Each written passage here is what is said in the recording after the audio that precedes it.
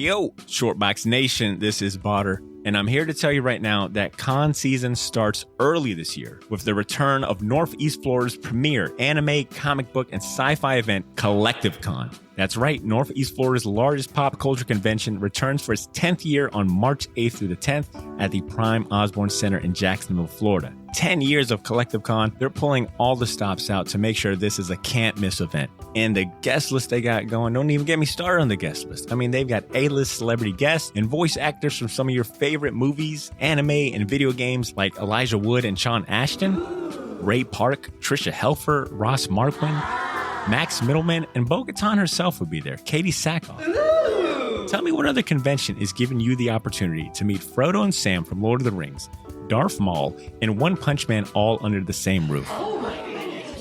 Only at Collective Con.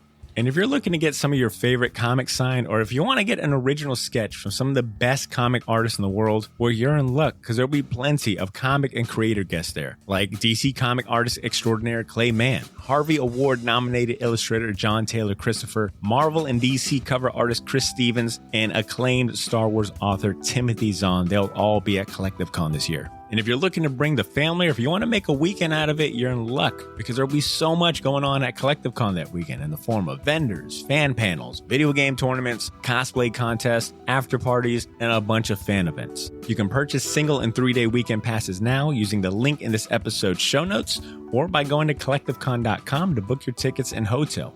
Buy your tickets now, and I'll see you at Collective Con, March 8th through the 10th. Now let's start the show. Ladies and gentlemen, I present to you the Shortbox Podcast. The Shortbox Podcast is recorded live from Jacksonville, Florida.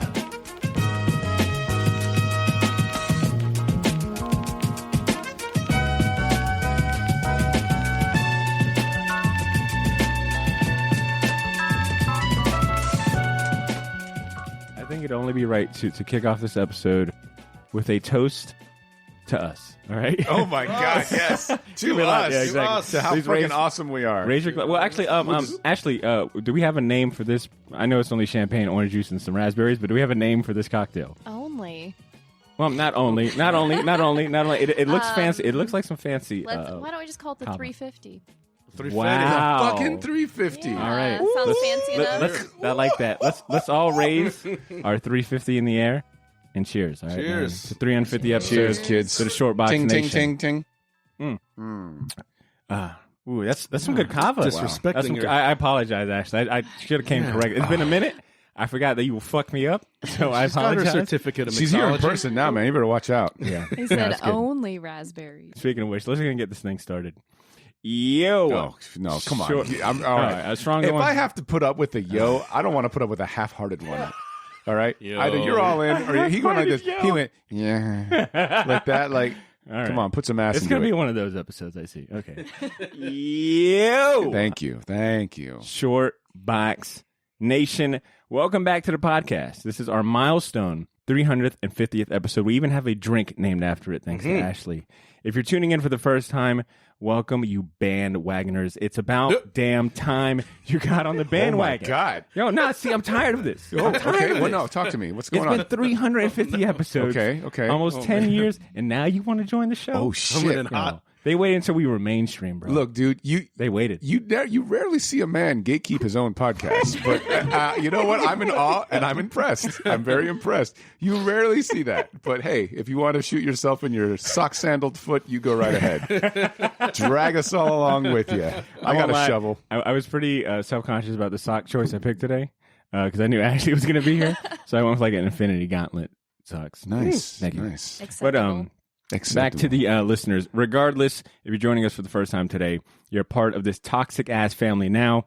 So welcome to the best damn comic podcast in the galaxy. Most of you should know by now that my crew and I Are drunk. Wait, what? No, stop. We love celebrating ourselves, especially Oh, yeah. when a good milestone number like this one comes around. It's been almost 2 years since we were celebrating 300 episodes of the podcast.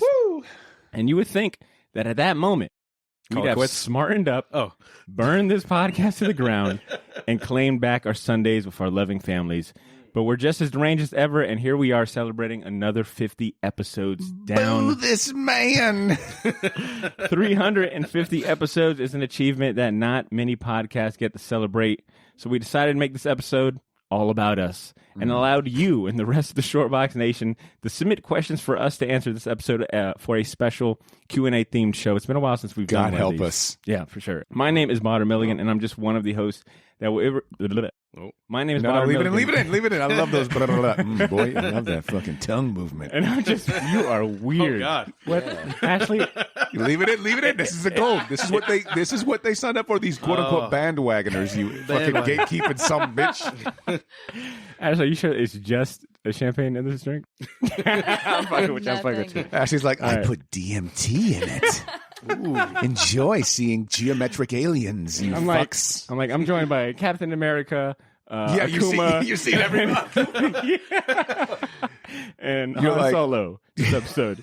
All right, for real. My name is Botter Milligan, and I'm just one of the hosts that will be entertaining you on today's episode.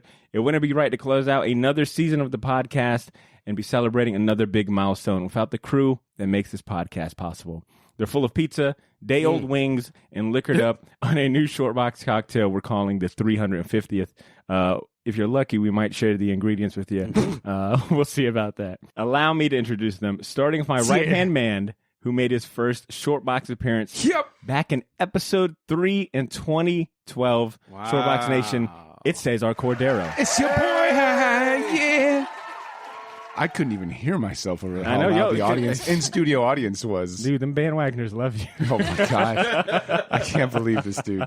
This man is incredible. Yo, next up, on mic number 3 is the Special Art Making Edbot 5000, who's been holding down his spot on this show since he became a regular co-host way back in episode 32. Shortbox Nation, Edmund Danzart is in the building as well. Hey, what up, Ed? What up? And last but not least, I know. Yeah, what the fuck? I gotta fade it out in post. You guys, Oh my God. you guys know this by now. It was like, all right. It's halfway through. Mid-cheer silence. You guys know this, but I gotta edit. I gotta fade it out in post. It'll sound good, all right? Man, what do you fade out in post, I wonder? A lot of you, some Ed, Very not good. too much. A lot of Very us, good. pretty Very much. good. All right, but allow me. Well, I got to do this one right. All right. Last but not least, Wait for it. on mic number 4 is the glue that has begrudgingly held us together all these years. Begrudgingly. That's fair. That's fair. Accurate. She was the missing piece this crew needed to realize our full potential. She joined the show back in episode 134. Damn. And she wishes every day she could go back in time to change that. God damn. Shortbox Nation, it's Ashley Delaney Hoy is back in the studio today. She got us liquored up. Yeah. Yeah, Ashley, thank you so much Fly for inviting. backwards like Superman and rotate the earth. That's it. Go back through time. Ashley, how does it feel to be back in the studio? How are you feeling on this monumentous episode and day? It's actually nice to be back. I don't feel like it's been that long, honestly. I feel like I was Not just long here. enough. I think last time we were all together was like for an episode in December or some shit like that. So Yeah. I've missed all of you, Even you, see. It's hard to believe. I'm looking at you. I see lies in your eyes, man. This dude's, oh my God. Yeah. Bro, your I know. freaking This shit stubble is- is twitching. You know that? Like Pinocchio. Every time you tell a lie, your fucking stubble starts twitching. Well, it's the DMT in the drink. Jesus Christ. I think I'm in Mordor right now. You're like, toss it to my right-hand man, Aku from Samurai Jack. Long ago, Butter, you started a podcast. Yo, I'm crying over here. Just wait till I start doing Oh, voices. I man. hope you're fucking tripping And hard. it's only been 10 minutes in so far. We are in for a long one today. What's your angle, Boba? Come on now. All right. Like I mentioned at the top, we're taking a detour from our usual comic spotlights. This obviously is not an interview episode, and we won't be highlighting any comic news like we normally do. Yeah, Instead- so fuck you. Wow. Jeez Louise. I'm dude. sorry. I'm sorry. That's my father 350. talking. That's my father All right, talking. all right, you get a pass. You get a pass. Instead, we invited questions from you and the rest of the Shortbox Nation to make this one a fun, laid-back Q&A episode. We got 15 great questions about the podcast, comics, and some other burning questions people listening want to know, so we'll get to that here soon. But if you're feeling generous this week, and it happens to be a payday Friday for you, and you want to show your support for the show, consider buying some merch. Support from the our ministry. store. Exactly. Come on, man. I mean, yo, you waited this long to join the show. Why not? Look, toss a couple shekels our way. What's the problem it's a with Sunday. you? Let's call it a tithe. That's Thank it. you. Look, Thank you. Oh my we God. only ask 50%. This is why I love you guys. What? Wait, what? Wait, what are you talking about? I What? thought it was 75. I didn't say anything. Okay, yeah, 50%. But look, honestly, we got brand new shirts available, as well as hats, and we listed all of our enamel pens for sale. You can save 10% on your order. Come on, by you using fucking hipsters. You know you like those enamel pins. Oh, my God. The enamel pins are going off the fucking racks with these horn rim glasses, folk. Ashley, where's your pens on your jacket? You got a sweet jean jacket today, and all you got is cool patches. What about the pins? I just got this Goddamn. jacket. Oh. I'm still working on it. Yeah, Bringing it in. I just have my Bigfoot Look, patch. look, she can't get a battle jacket ready just you're for right. you. You're She just right. bought it. You're And right. on top of that, Self-centered. we I'm don't sorry. make much because of you. Okay? How about that? Guys, You're right. Shortbox listeners, please call the police. Bonnie Yo, has look. been keeping us in his room for the last day. I said get back to the mic. All right, but honestly, you can save 10% on your order, whether it be for shirts, pens, hats, etc., by using my favorite word in the dictionary, Urban Dictionary at that, and that is the discount code YO. Thank God. God. Thank I wonder where you're God. going Oh, with my God. Hey, you guys want your Shortbox merch? Type in the code word Blumpkin. Disgusting. That's funny. All right, we got links. Like I said, we got a link to our Shortbox store in the show notes. Consider supporting the show. Buy some merch from us, right? Yeah. Code word. Wow. Spell that one for me. I can't. All right, I had to sneak in that shameless plug, but now we're really going to get started with our Q&A Here we go. segment. Let's get to this first question. Well, first off, Oh. you have the names, right, of people who asked this stuff? Oh, yeah, okay. of course I do. Whoa. You're at an 11? I'm going to need you at a 1 right now. You're scaring me. I'm like, the first question was submitted by Vegeta, the Prince of Saiyans, and he'd like to know. Hey, all the way from Hey, all the way from You were all Soul weak. Gem. Why are you all so weak? All right, but for real. This first question was submitted by. This was submitted via Twitter by 10 Cent Takes. They're a podcast looking at comics history, pop culture, and how the two connect. They write in and ask, if this was the 350th issue of a comic, what villain would you be fighting? Oh, we're mixing up the order. Damn. Mixing it up. Ed, how about you take us away Okay. for that one? Well, here's my theory. Here we go. Well, this is You what have I a think theory would for this happen. Well, I think Doing the extra villain- homework. I like it, Ed. villain is among us. Whoa. think- Hold on. And I think, Botter Ah, come on. becomes the villain. Mm. We wake up in some warehouse off Moncrief and are asked to. Ooh. He's got a story. Yeah, I like it. It's us in Nextspin basically fighting for his approval to the death. Oh, man. Like this gladiatorial Damn. combat. It's funny. I That's think what we're I'm all thinking. going to have the same kind of answer. Yeah, you son of a bitches. What the hell is this a joint? So Is this Bonner a- becomes the villain. Okay. All right. Like Professor X and Onslaught till they, backed up. I do love Till they, Onslaught. What the fuck's the matter I with do you? love You were 100% like, guys, how could you do me like that? And then Ed's like, hey, a Marvel reference. And you're like, oh, fucking yeah. that magenta armor. Oh, yeah. I'll kill my friend for that. You're going to call me Onslaught, yeah. Stupid. Botter would turn. All right. Yeah. Fair enough. Fair Damn. enough. That's a 350th Yes. trope Yeah. right there. I like it. Yeah. I'll take it. I'm going to kill all of you. Oh, my God. Ashley, what about you? Man, mine's not as thought out. So I was just She was like, yo, Botter sucks. right? No, mine's really easy. I'm not too much into conflict. You know what I mean? I don't like to fight. So I was just going to say if Loki appeared and just said bow before me, I'd be like, done. That is inappropriate. Yes, This is sir. a family show. We're Ashley. done. End of. I'm not No a fighter. fighting. Not a fighter. Okay. Now, Loki shows up for these type of milestone episodes. Yeah.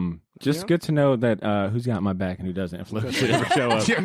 Loki shows up. Was like, you are worthless slime. And Ashley's like, I'm a worthless slime. Yep. And I'm What do you like, mean? oh, what the hell, Ashley? Yeah, kill him, guys. right. You already have a little horned helmet on. Like, When can I start killing people? I'm sorry. She's like, the alligator was too cute.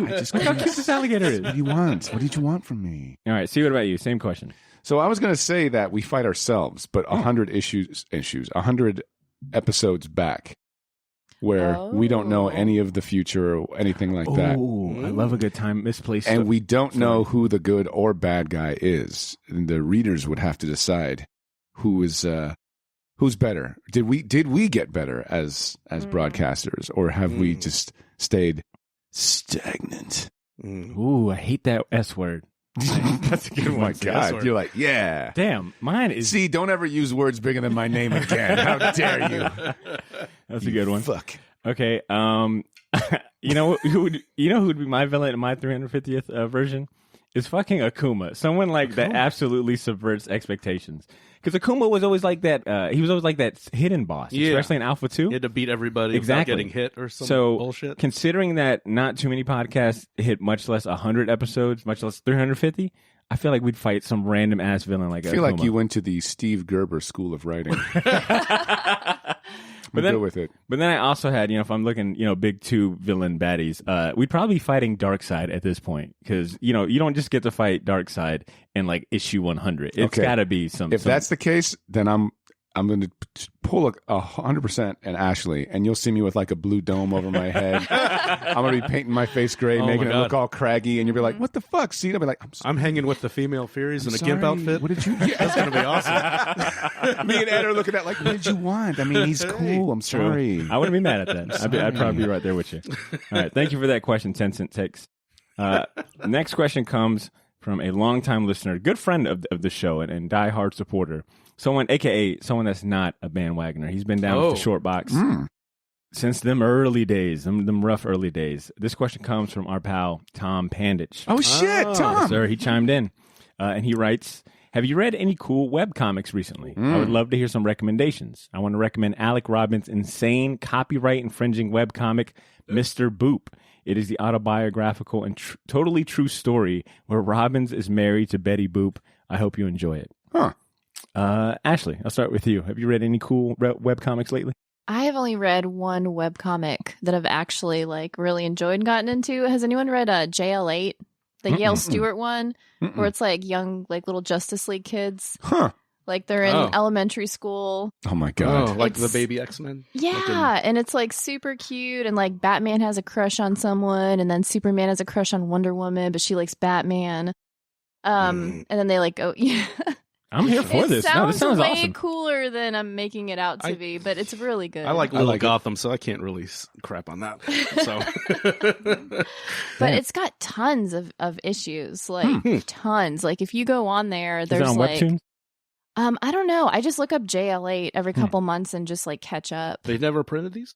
They're not allowed to. I don't know. Because You he hear that doesn't have. copyright Yeah. Oh, I thought it was part of their. Okay. Oh no, he's just doing Yale Stewart's just doing his own thing. Yeah, no he can't print it. No C&D from DC.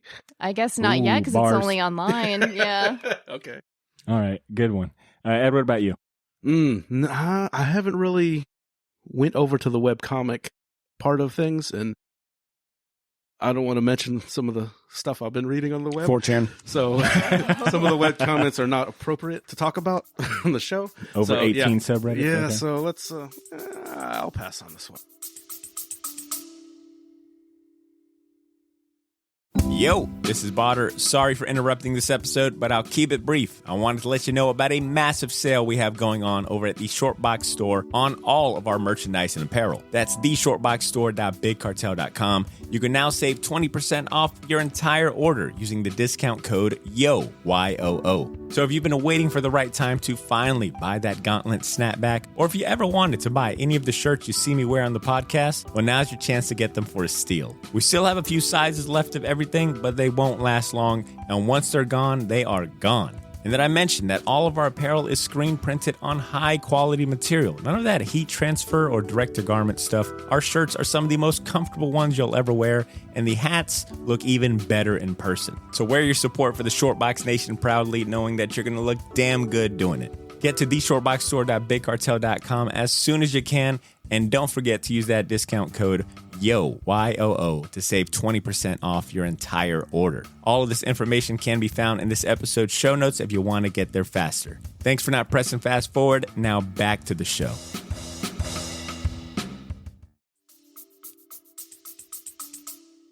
Okay, fair enough. Fair enough. You can pass. C. Well, then to you, buddy. You didn't tell me we could pass, you son of a I set the precedent. bitch. So there is a web, and it is on Webtoons. There's a webcomic called Darby, and it's about a Tyrannosaurus Rex, and it's really fucking awesome. I highly recommend it. And you know what? Tommy probably already knows about this.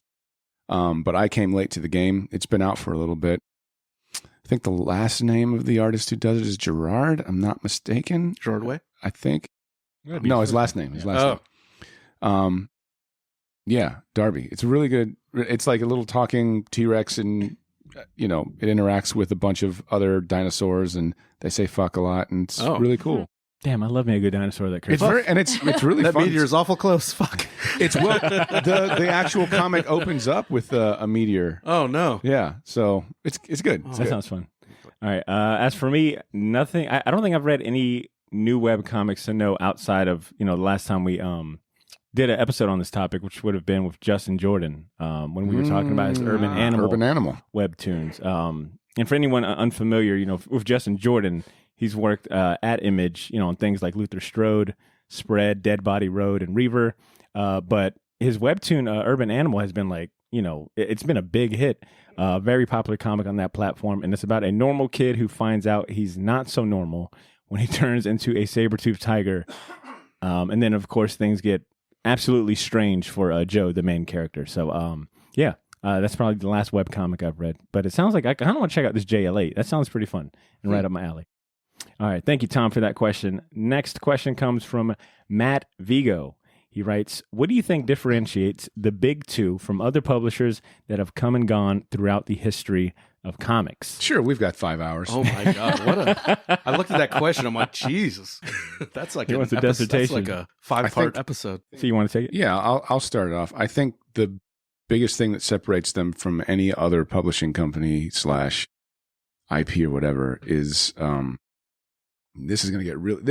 I'm going to contribute some shit that maybe nobody has ever thought of, or they have in this room, but I'm going to throw it out there. So the majority of comics, if not all comics, were made by the sons of or first generation immigrants. And DC owns a lot of characters that are, and I guess were created by those same sort of people here in America, Americans that have a different experience, that weren't necessarily born in this country, but immigrated here. And a lot of those comics, quote unquote, seem dated. I disagree. I would say, given the best context, DC characters are a reflection of what does assimilation look like for the immigrant experience. And then 30 years later, you have Marvel comes out, and they had already been out as far as timely comics was concerned, but they hadn't really congealed and formed a sort of a unique voice. And the voice that I'm more or less talking about is the voice of the established immigrant, who now is like, okay, not afraid to show a little more diversity in the stories and let kind of the freak flag fly, which is about as American as it gets, which is awesome. So I think those are the biggest differences in that you have two different experiences, and where people were like, well, DC, it's all fucking just not really diverse, and it's all white people, quote unquote. And I'm just like, yes, but, context, and they're not really that anymore. And Marvel wouldn't be here if they weren't influenced by the Golden Age characters established by DC. So I think you get two different voices, and I think that's how they differ the most. They have a more or less huger, that's not a word, a larger stamp on comics as far as the American experience is concerned, that most other newer companies like Dark Horse or Image don't have, because they weren't around in the 30s. Yeah. So it's really fascinating to see the difference. I think it's really, really cool and a big part of comics history. Yeah, that's a great answer. And I'll build off, because I think my answer kind of builds a little bit off that one. And mine is my two reasons. Marvel is awesome. Marvel is awesome. Well, duh. But I think, the big two have that built-in longevity and legacy. And much to Cesar's point, I think it's because they had that head start by like 30, 40 years, Sure. Most companies don't have, a library of IPs that expansive, that these companies have. You were right. Inexpensive. You were right. Yeah. Well, which leads me to, as well as the financial support from these bigger parent companies in present day, right? Sure. In the last 10 years, both of, Marvel and DC have, can lean on Disney or Warner Brothers Media to really get, their characters out there. And all they're doing is just building off of this, extensive IP library that they've, built in the comic books that are now seeing, shape and form in other mediums. So, and not only that, but I'll also add that because Marvel and DC have that kind of built-in longevity in the, that handful of years to be ahead of the game, that they were beacons for artists and writers and other comic creators to work at before creative independence was a thing. To like work at Marvel and DC was kind of the end goal if you were working in comics, right? Like especially 60s, 70s, and 80s. Like that was where you were going to go. So I think being able to have that status as like the beacon of superhero comic books at least has definitely, played a hand in their longevity. Ed, what about you? Got anything to add? Yeah, it's just like I said, I'm kind of echoing what you guys say. Like with what you were mentioning, they have that nowadays. They have that corporate security blanket, and like what you said, see, they have the history. American comics begin with those companies, right? And they set the standard, and they set the tropes, and they survived the government interference trying to shut down comics with the Comic Code Authority and war. Yeah, and they survived that. They basically, I view them as kind of like a gateway to other things, because we all start with Spider-Man, and we start with Superman and the more traditional things, but then as we get older we start, what's this about? We start looking at the smaller publishers. So I think without those big two being as prominent, especially now, as being as successful in kind of IP farms and factories there, because the companies themselves are kind of interchangeable as far as the stories they tell. Right. Like you can't say, well, DC represents this and Marvel represents this. Right. Like before it was DC's like the Roman kind of godlike characters, where Marvel was the more like they're demigods. Yeah. Now it depends on who's writing and drawing it. And that's as a result of more or less the modern experience of Americans, right? Like these two are now farming from like the indie crowd to jump up and tell the stories, right? So it's like a weird snakehead eating its own tail. And they like launch careers. They basically give artists and writers platform to go to, like an Image or to self-publish. So without them and the negatives, that the pros and cons of it, they basically keep this whole thing going. Yeah. It's crazy. It's like pop music, it keeps everything going. But like I said, the thing with, you talk about the other publishers, that gives them, we see they set the tropes they set. Now we can kind of subvert it. We can kind of put our own spin on it, because you can only change Batman, Spider-Man. You can only change those characters so much before people get mad. They have all this history and all this, continuity baggage to deal with, but you can kind of do your own spin with your own people, and you can kind of, and now the Comics Code is nothing now. So it hasn't been anything for a while, but now it's like, back then when they had to adhere to those strict guidelines, you could have like a heavy metal pop up. You could have a Kamiko. You could have all these other companies doing more older teen adult, comics. You can see the medium kind of evolve and expand. So, but you need that giant tree for all these branches to come out of. I think it's more, and I mean, again, going right to the weird sort of the matter, it's that America's always been sort of, it's an experiment, right? Like there's no nationality that is American based on the Constitution, right? Idea. Yeah. So the idea is, as we get older as a nation, we start appreciating what other people in, around the globe have to offer. And as far as comics are concerned, it's US, Japan, France. And you could see like a lot of like you said, the Metal Hurlant stuff, they've got their farm of artists that are like badass, and America's like, yo, we're cool with that. Come on over. Let's fucking work together. So it's weird. And then when you can say with like, while, comics, you could argue, and there's good stuff, so I don't want to do a broad brush, but whereas comics had to stay at a certain level, almost like a stagnant level, you see like the Japanese and European comics really lap us, right? As far as quality and ability. So. Yeah. Ashley, did you want to contribute to this group project? Nice. Well, I mean, no, I was just going to say it is the foundation of it, because I remember how quickly the cross-gen, do you remember that? Came and went, and I didn't think that there was anything particularly bad about those comics. It just wasn't what people knew, and I think you just have to have that to have the longevity. Because it was like some rich Italian guy, right, that ran it? And that was putting a lot of money into it. A lot of money. It was one of those too big too soon. You didn't grow into this. He's like, here's 20 titles. They're all connected. They all have this weird yin yang symbol that connects everybody together. Buy it. And they had like a killer, like they had probably the best, crazy group of talent. Yeah. And they were based out of like Orlando, like Tampa. It was somewhere in Florida, and nobody cared. Yeah, because MegaCon, when they were around, they would have the craziest display, like cross-gen. They had like, George Perez and like just a, Greg Land was I there. think Mark Wade was on there too. Yeah. like a killer's room. But yeah, it was just like, nobody wanted it. Yeah. Interesting. All right. Well, Matt, hopefully, Professor Matt, let us know what we got on our paper. All right. Nice. But solid question, Matt. Solid question. All right. Moving on. Our next question comes from our homeboy, Bart of Darkness. Oh, aka shit. Mr. Warren Evans, the host of The Simpsons. What do you think of why are Bongo Comics the greatest comics company?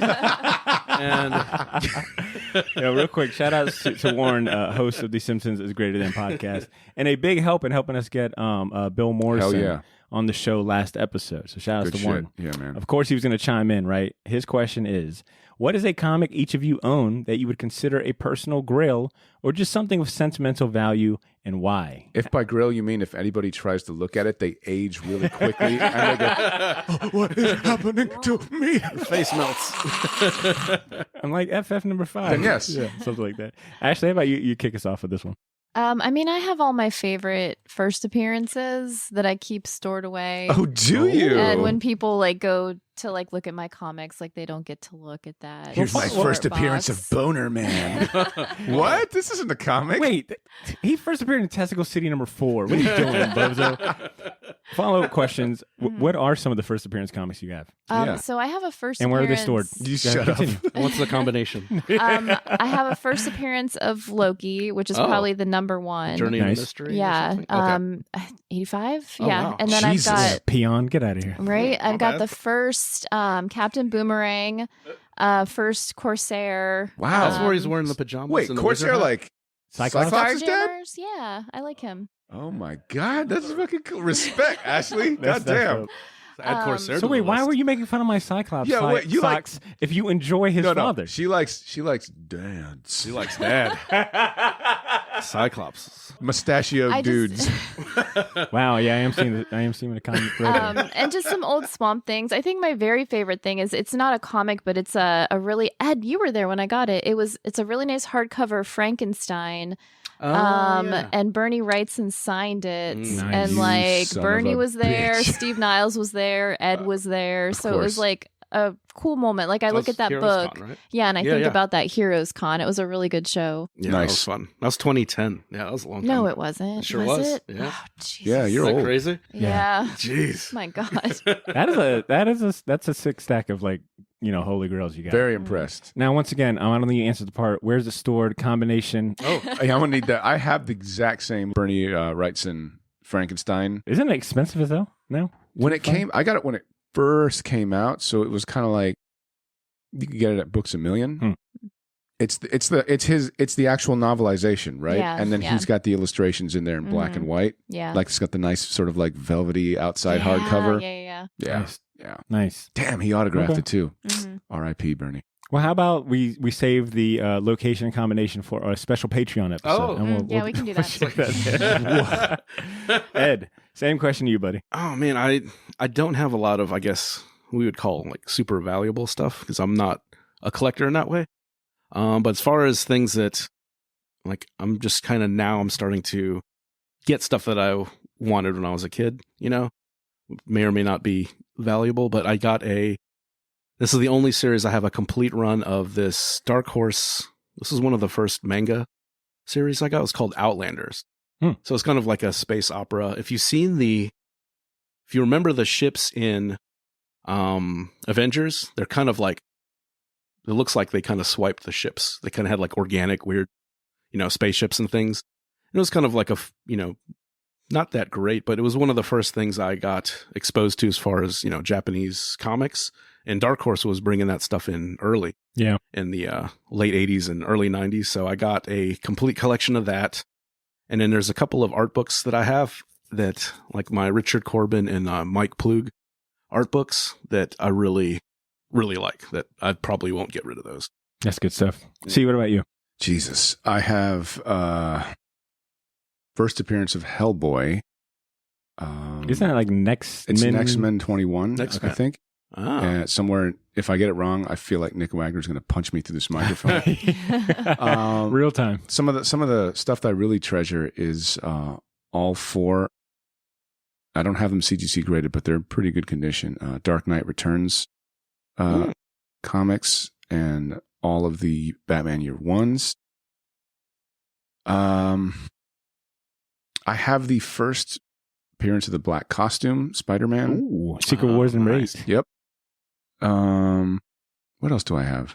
Spider-Man 300, of course. I think everybody's got that. Killing Joke. I have that. Are you leaving any of this for your future child? Fuck no. Bury it with me. Yeah, you better put me on a boat and light me on fire like a fucking Viking, dude. You better fucking throw that shit in the halls of Valhalla. You know who's going to be on that boat? Sarah's going to be on there with me. Burn my wife, too. Everyone. They're not. They're all like coming a pharaoh. with me. Bury us all alive. I'm going to be underneath the boat grabbing the comic. All right. It's still good. It's still good. Yeah. You had anything else to note, C? Yeah, I mean, honestly, there's a lot of, I don't know. Like, I think it's like a lot of people have sort of their own personal, I like the way Warren phrased it, like grail. Cause I'm kind of like, it's funny cause it's like, damn, dude, it had me thinking. Like, Well, like, he also saying, anything with sentimental value too. oh shit. Well, Yeah. then X-Men 21, cause Drew actually got me that first appearance of Hellboy. Just gave it to me. Like out of nowhere, literally. Hey, out hold on, of I gotta nowhere. go call Drew real quick. Dude, call it. I mean, no shit. I think I was at Heroes Con, or no, it was at MegaCon, and I told him, I said, "Hey, here's a fuck ton of money. Find," because I couldn't leave. I was at a table at the time, hawking my wares, as it were. Oh, And he was like, "Yeah, I got you." And I was like, "See if you can find OG Batman Year One. Like, look, I trust you. I know you'll know what to look for." He was like, "Yeah, dude. You know Drew." He's like, "Yeah, dude, totally got it, man." And he just fucking went off. And then he came back and he's like, "I got you a little something." What he gave me wasn't just, "Oh, here's a floppy bag and board X-Men 21. It was CGC graded. oh, Damn. And he was like, "Here you go, man. I got this for you." Along with getting the Batman Year Ones that I asked for. And I'm like, what the fuck? Are you serious, man? Like, this is for real? I'm about ready to cry, man. This guy. Damn, that's beautiful. Dude, he gave me Yeah, that that's shit, awesome. and I was like, oh my God. So that's probably, for sentimental reasons, that's the one awesome. that matters the most. He had blood on his face and shirt. Yeah. He said, "How'd you get it? I gave you $50." Mike Mignola's hand is still attached to it. Drew, that was his drawing hand. This is amazing. No, that is an awesome story. That's Yeah, great. man. For me, my 3 most sentimental personal grails is maybe the first comic my dad ever gave me, which was a Fantastic Four, of course. Right? It was number 167. It is currently like just torn to shreds. Like the cover is barely holding on by like one 40, 50-year-old staple. But the cover is the Thing and Hulk are back to back on the Gateway Arch, fighting the rest of the Fantastic Four. It's like a 2-part story. It's part 2. It's written by Roy Thomas. It's got art by George Perez. The cover is also by Jack Kirby. So, and this is all stuff I didn't know at the time, right? But it was the first comic my dad handed to me to like try to get into comics. He's And like, that "Here, one- boy, take this comic. I think you'll like it." I want to watch Space Jam. So Shut up, boy. So I have that one like in a frame somewhere, and I just refuse to. I've come across that issue a few times, and I've always bought it just because. But the original copy is, means a lot to me. Daddy, do you love your comics more than me? Of course I do, son. Get the fuck out of my face. He's like, as you should too. He's like, don't ruin this comic, or else your mother and I are getting a divorce. oh no! It's a lot of pressure to put on a kid. I love Marvel. And then the other one that I've got that means a lot to me. Kind of sticking to Drew is just like a fucking convention master, man. He really is. He took me to my And he'll first. fucking get in fights with people. Like, he'll be like, "Yo, remember that guy Crazy Eddie? Remember when Drew's like had beef with Crazy Eddie?" I'm like, "Man, that man don't Shut care. up, dude. He You're don't care. stupid. You remember it?" He was like, "That guy's a fucking liar, dude. That guy's a fucking piece of shit liar." And I was like, "This man's just trying to hustle comics, I man." like Drew's Valley Girl voice. He's gotten. If there's one thing you don't do with Drew is you don't cross even once. Once you cross Drew Yo, once, you better have your it's a core wrap, values son. intact. You better have integrity. It'll be the opposite of This is amazing. it's going to be Oh, no. fucking bloody. But anyways, Drew took me to my first comic convention. It was a Heroes Con. I want to say it was like 2009. I'd never been to a convention, much less like been to Orlando that many times, like maybe one other time. But when we got there, I brought a stack of comic books to get signed. MegaCon? Yeah, it was a MegaCon. That was the infamous picture? You mean this one right here? No. That was the a different other one That was where a I've different got my long hair.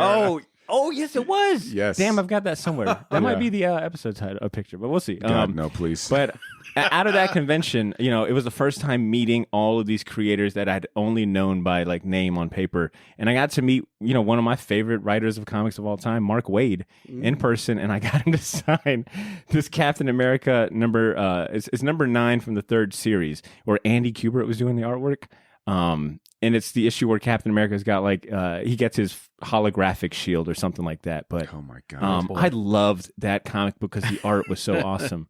So I got him to sign it, and I gave him a lot of praise. And Mark Waid was like as nice as can be. So Next. he's like, yeah, cool.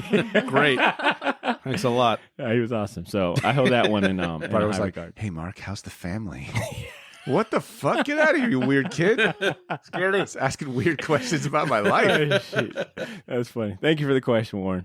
All right, next question comes from Eli Schwab, who we've had on the show last year. He was on to talk about his Cosmic Lion Productions Can I Thwip It podcast. Oh, yeah. Super cool guy. He runs the Cartoonist Kayfabe Facebook group page. So Yep. Awesome dude. But he wrote in. And he wants to know if you could go back in time and give your younger self one comic to blow that younger self's mind, what would it be? Ed, I'll start with you. Oh my God. Damn. So like something from present to bring back, or is there any stipulations? Run with however you want to run with it. He didn't leave any stipulation. And if I was a little kid, oh my God. Jeez. I'm trying to think of, because a lot of the stuff that blew my mind, I got when I was a kid. It's hard to go back, but I guess one of the things that really, like, because I think I told this before, but when, like, my dad would show me, like, a couple pages of Dark Knight Returns at a time, it's like, okay, that's all you get for today, and then hide it somewhere. With, like, 3 panels a day. Yeah, it's like, well, I can't show you this page. There's a battering in his fucking eyeball. Right. So he would show me like, oh, check this out. This is Batman's older, and then I'll give this to you when you're older, type of thing. Damn. That was pretty cool. But probably seeing something like, if I could go back, I'll go younger. So if I could go back and bring something like from, like anything, I'll guess Electra Assassin. Well, Bill Sienkiewicz. Fuck! Oh, Jesus! How wild that is! Your head would explode. Yeah, just like seeing all this crazy airbrush and crazy cutouts and photocopy, and just you might get a secondhand high. Yeah, as a kid. And it's like, and this is all pre-digital era stuff. So that's why I would think it'd be more. That's cool. Amazing, because this isn't just, I could do this on the computer. Would you deliver it to yourself? Like, would you right now, Ed, deliver it to little Ed? You're going to be weirder earlier. Yeah. And Golly, mister, I don't know you. No. It's going to like ruin your life earlier. There you go. You're Have fun with that. Here you go, little bro. Take some of this, and also, yeah. It would probably be. This is amazing. Probably be that, or like some crazy random heavy metal. Jesus Christ, Ed. What are you trying to do? Yeah, if I'm gonna use time travel, I'm not gonna bring back Spider-Man. Like for evil. I'm not gonna bring back an Eric Larson Spider-Man. There you go. I think heavy metal would be the last thing my little perverted ass needed as a kid. Actually, like, oh man, I would bring you all kinds of comics. Be like, all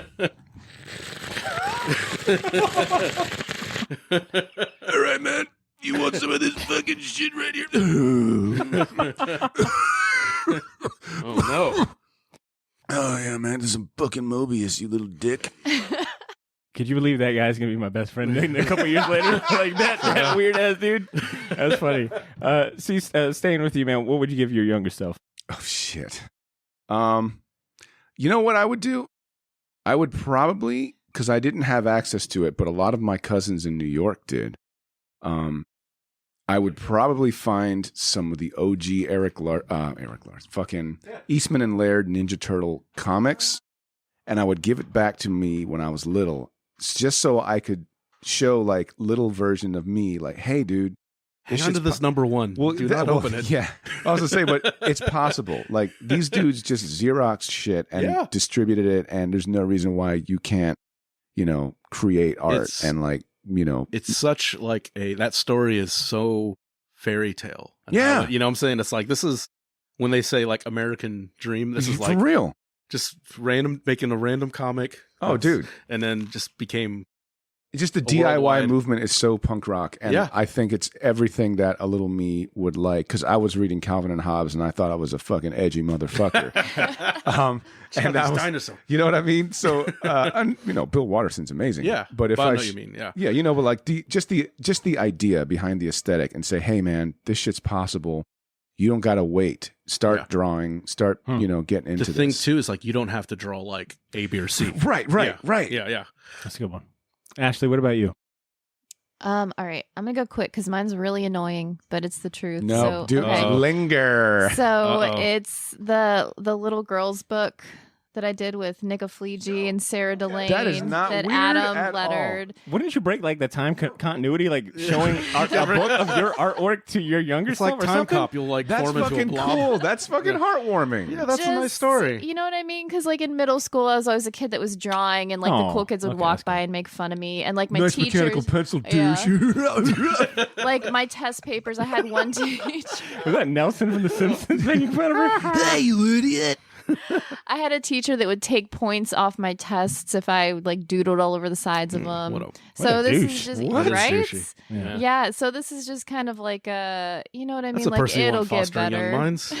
They don't like this creativity you have. Okay, say that last thing again, Ashley. I have a really bad memory. I don't even remember what I just said. I'm sorry. Honest to God. You were saying that they would take off points if you. If I doodled on the side of my tests, they would, she'd be like -3 points because of like all the drawings. So just to be like, hey, it'll be okay. Just keep doing what you're doing. Oh, that's great. That's a nice story. That is a nice one. We don't need I would bring back my own work. Education. Look how great you will be. That's really heartwarming. That's cool. It's like Kang going back to fucking Iron Lad. Dude, but no, here's the worst part is that Kang would go back and be like, yo, Iron Lad, stop being a bitch. And then Immortus would go back and be like, you stop being a bitch, Kang. And then like fucking the one at the end of time would be like, all young to stop fucking being bitches. I feel like if I showed my younger self this podcast, he'd probably grow up to be a doctor or do something with his life. I'll get back on track here. I probably to blow my younger self's mind, I probably would give him Akira because I know I was on a very rigid Marvel training schedule at that age. Reading just superhero stuff. That's but a shocker. For I think, sure. yeah. I mean, hell, I read it. Butter's like, maybe- shocker, that's a Spider-Man villain. I think I read Akira for the first time like 3 years ago or something, I and remember. it still blew my mind. Yeah, I then, remember the text too. I became addicted. So I was like, dude, you're still reading? And he would just answer like, that's for sure. And you see the movie and then discover it's like 80 volumes. It's of like comic. 5% of the comic. But here's the thing, I still prefer that long ass comic book. Of course. So I can imagine if I would have read that younger, I probably would have really leaned in on to see like Otomo. reading manga. I feel early like on. you would have gate kept from yourself. And I probably would have been a pill popping little asshole too. I'd be like, yo, you You like have these that red comics? leather jacket. These Good for are your cool. health. Yeah. Good question, Eli. Thank you. Yeah. All right. Next question, and I think this is about like the halfway point, but next question, it comes from Victor Sage. He sent this one via email, so let me go ahead and pull this one up. It's titled 350th episode. He writes, "Greetings, Shortbox. Congrats on the 350th episode and for making great content episode after episode. On this, your 350th episode, you have chosen to do a Q&A so that we, the fans, can ask questions to get insight on what makes the Shortbox tick. And I thought I'd go. For a more reflective question for the crew. Shit. So here it goes. Oh boy. We had to dig deep for this one. Out of all the episodes that you have made going all the way back to 2012, we are dinosaurs, goddamn. What is one experience you've had that has helped you make a better show and has also stood out as your favorite experience since doing the show? Congrats again, and here's a 350 more episodes. Thank you, Victor. Oh, man. Thank you, Victor. Wow. Well, I don't feel like taking on this hard-ass question first. Ashley, what about you? Why don't you kick us off for this question? So mine's not like a specific moment, but I think that we kind of started to hit our stride when we started to do the artist spotlights. Yeah, I agree. And really like, have questions, and we were able to like do research and bring like a lot more to the table. So you're listening to the podcast, you're learning, you're entertained, like everybody's happy. I feel like I'm prepared. So once we started doing the artist spotlights, like I feel like that was it. Like I felt better about everything. That's cool. That was my moment. So when we started having structure Yes, and yeah. outlines and all that, guys, production, that makes sense. general, That taking makes sense. care Didn't of have business. that for a long time. And I think what we've done, I don't know, 17 artist spotlights. The last one being, Jim Lee. thank you so much, Jim Lee. I Jesus apologize. I'm Christ. sorry. Oh my God. You're Yeah. cut off, dude. This guy's Well, he works for fucking- DC now, so he's like Right. that to him. That was a good one. That's fucking good. You motherfucker. Yeah, that was good. Potter's crying over his X-Men comics. You fucking betrayed me. Well, I blanked because for a minute, Daffy Duck was telling me his life story. This DMT is very strong. Oh, shit. He's fucking high. But no, Ashley, I wanted to ask. We've done about 17 artist spotlights. What's been your favorite one? The George Perez one. Mm. Yeah, I don't know why. There's something about that. I think George it's that Perez killer one. intro. No, you are so stupid. You self-patting asshole, but you deserve it. Actually, it's funny you bring that up, Ashley, because I had to go listen to that one back for something for whatever reason. Because it was awesome. Yeah, and it was awesome. And that was a pretty good ass intro you did see. I will say, those had artist help. spotlights. Your intros, I think, really set the tone for how good those episodes are. Yeah. Am I going to see a paycheck? Nope. Actually, In the mail. Got it. That's how we paid for In the 5-star mail. pizza. Got Oh, it. no. Inflation, blah blah blah. Blah, blah, blah. Anyways, Stupid son of a good, bitch. good answer, Ashley. Thank you. Which actually, I'll go to C next. C, what about you? I mean, I think I'm just going to say the same thing. Like, I think when we started, more or less, started getting targeted production towards basically people that we in the I mean, look, we all enjoy comics. We all read them. We venerate comic books, right? Like the way a Catholic would venerate a saint. And I think we try to do the best job by talking about different artists that have been movers and shakers. And I think we do a damn good job of it. And listeners, if this is your first time listening, comb back through the catalog. Go and look and see what we've done, because we've kind of put a lot of work into this. It took us 10 years for us to basically get to the point where we can say, this person is awesome.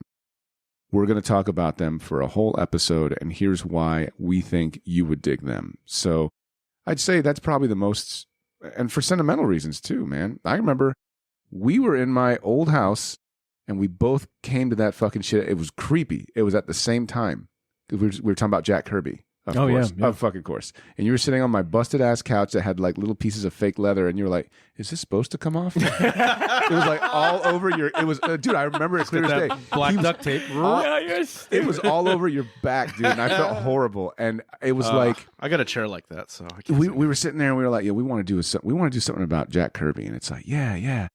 And like, it was freaking eerie. Like Botter and I were like, artist spotlight, dude. And then we both freaking had boners, and it was, yeah, it got Smash sexual. that like button. You know what it was? Subscribe. And this might go back to Eli's question. I was reading that King Kirby book. Yeah. And I forgot the name of the author at the moment. Vanier? Mark Vanier? Yes, thank you, Mark Vanier. I was reading his King Kirby book at the time, and it was like enormous coffee table book. yeah, It's wonderful. but I love it. so good, man. And it was blowing my mind. Like, yo, how have I spent this much time loving comic books, specifically Marvel and superhero stuff, and I've never given the proper respect to Jack Kirby? And I felt like I had a lot of making up to do. And I remember bringing that up to C, and he was like, yo, I've been thinking about Jack Kirby a lot lately too. That was when I graduated from basic training.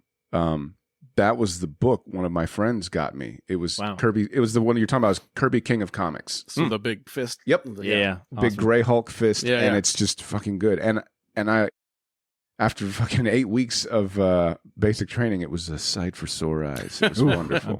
I bet. Good answer. Ed, what about you, man? What answer you got for Oh this my one? God. This is tricky because, like I said, because the way I guess I misinterpreted the question, because I'm thinking of it more from a production point of view. And that's all you, dude. And like I said, that's one of the things. I know we give you a lot of shit, and it's fun, and it's awesome, and it's going to You keep guys happening. know. And No. I'm just it's not stopping. I'm just throwing that out there. Thank you, Ed. You scared me. But like I said, I remember even talking to you is like, even like, and I know you said there was like a rough start, just like any, learning the equipment and stuff. But at least since this group has been together, the show sounds great. I mean, you listen to a lot of, I guess, podcasts that do kind of, specialized subject matter, and it's like two guys on the phone or a tin can with string. Sure. It sounds so shitty. And Right. you hear all the static and the hum and stuff. And the production, and with, the music too, that element, I think, really sets us apart aesthetically. Agreed, Having 100%. those drops, those music drops, and we have like an intro song that's awesome. A lot of who doesn't just go to the free sound library and do their intro song. You know what I'm saying? It's like we got original Right. music, which is cool. And then, and like I said, you're the guy that does the production work. So it's like putting those elements in, getting that structure of the show, having, like I said, having different, like male champion season, all that stuff, just having this organized, setup. And I think that helps us kind of, because I just have to basically, like when I just come here and talk and leave, and I'm done. You have to do all the editing and stuff. So like I said, that's a big, hats off to you, Botter. Getting the show to sound good, investing in the equipment. Like I said, we put money into the show as much as we joke about the Patreon stuff. You're always looking to upgrade equipment. And that's a big key, like I said, we have to have a good sounding podcast for people to keep listening to it, Couldn't agree more. Thank you. Mm-hmm. I guess in that same regard, I'll kind of piggyback off your answer. I'd probably say the one experience that kind of helped us become a better show was the live shows. Yeah. I mean, from pick any live show, but one that definitely comes to mind. And I'll probably use this answer for another question. Is the Avengers Endgame live show that we did? It'll be my answer for another question, but being able to interview a comic legend like Peter David for such a big night. I mean, like everyone, so many of our friends showed up that night for that live show. I think, I've strived to become a better host, especially knowing that, some of those live shows meant being in front of our listeners instead of, behind the mics, not having to worry about, facial expression, all that stuff. But I probably definitely say the live shows, I think, have made us better overall. And as weird as it sounds, COVID too, like with the whole pandemic and lockdowns and having to do. You're like, thankful for COVID? No. I'm saying no. I said it is a very weird experience that I think helped make a better show, because that's when I really had more time to focus on like production. Because prior I had to go into the office, but working from home gave me a lot of liberties to take. Like, time I almost producing. lost my job trying to edit the show there. Yeah.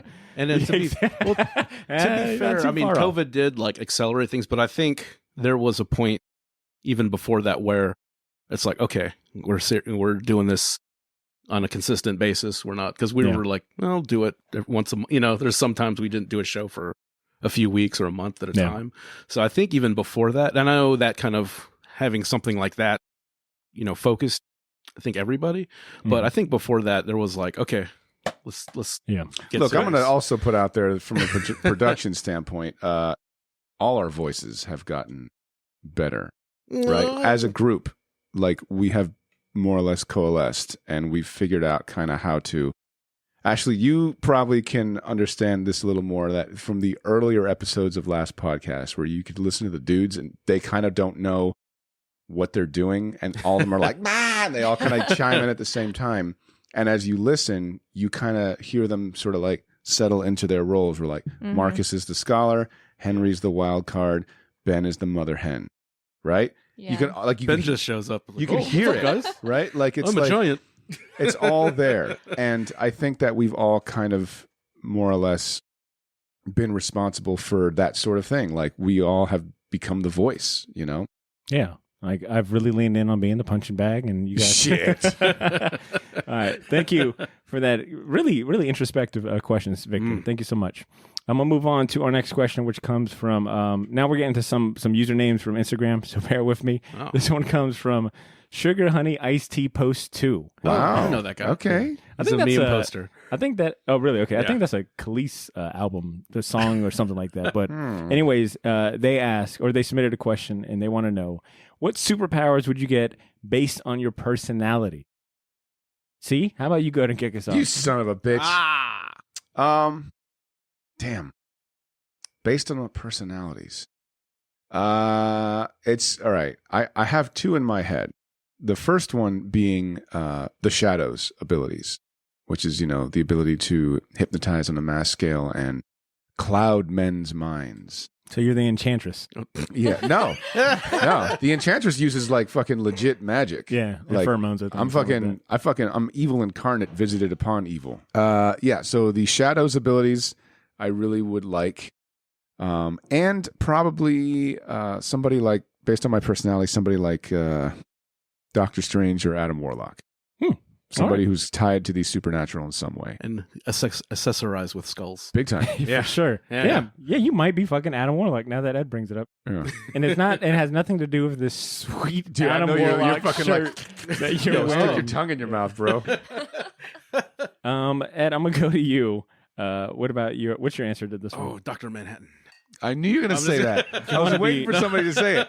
You want to be big, Just blue, my naked, and blue wiener hanging out, not giving a fuck. Technically, that's not really a superpower as much as you're Fucking making transmute reality with your dong. hating humanity. Oh, that's great. I feel like I'll make life. But all right.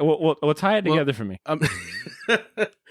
Well, I'm just joking with that. But honestly, I've always thought, because we talk about this silly stuff. Yeah, I always thought flight would be cool. Yeah, yeah, sure. As many car problems as I had in my life, just flying. That's the look.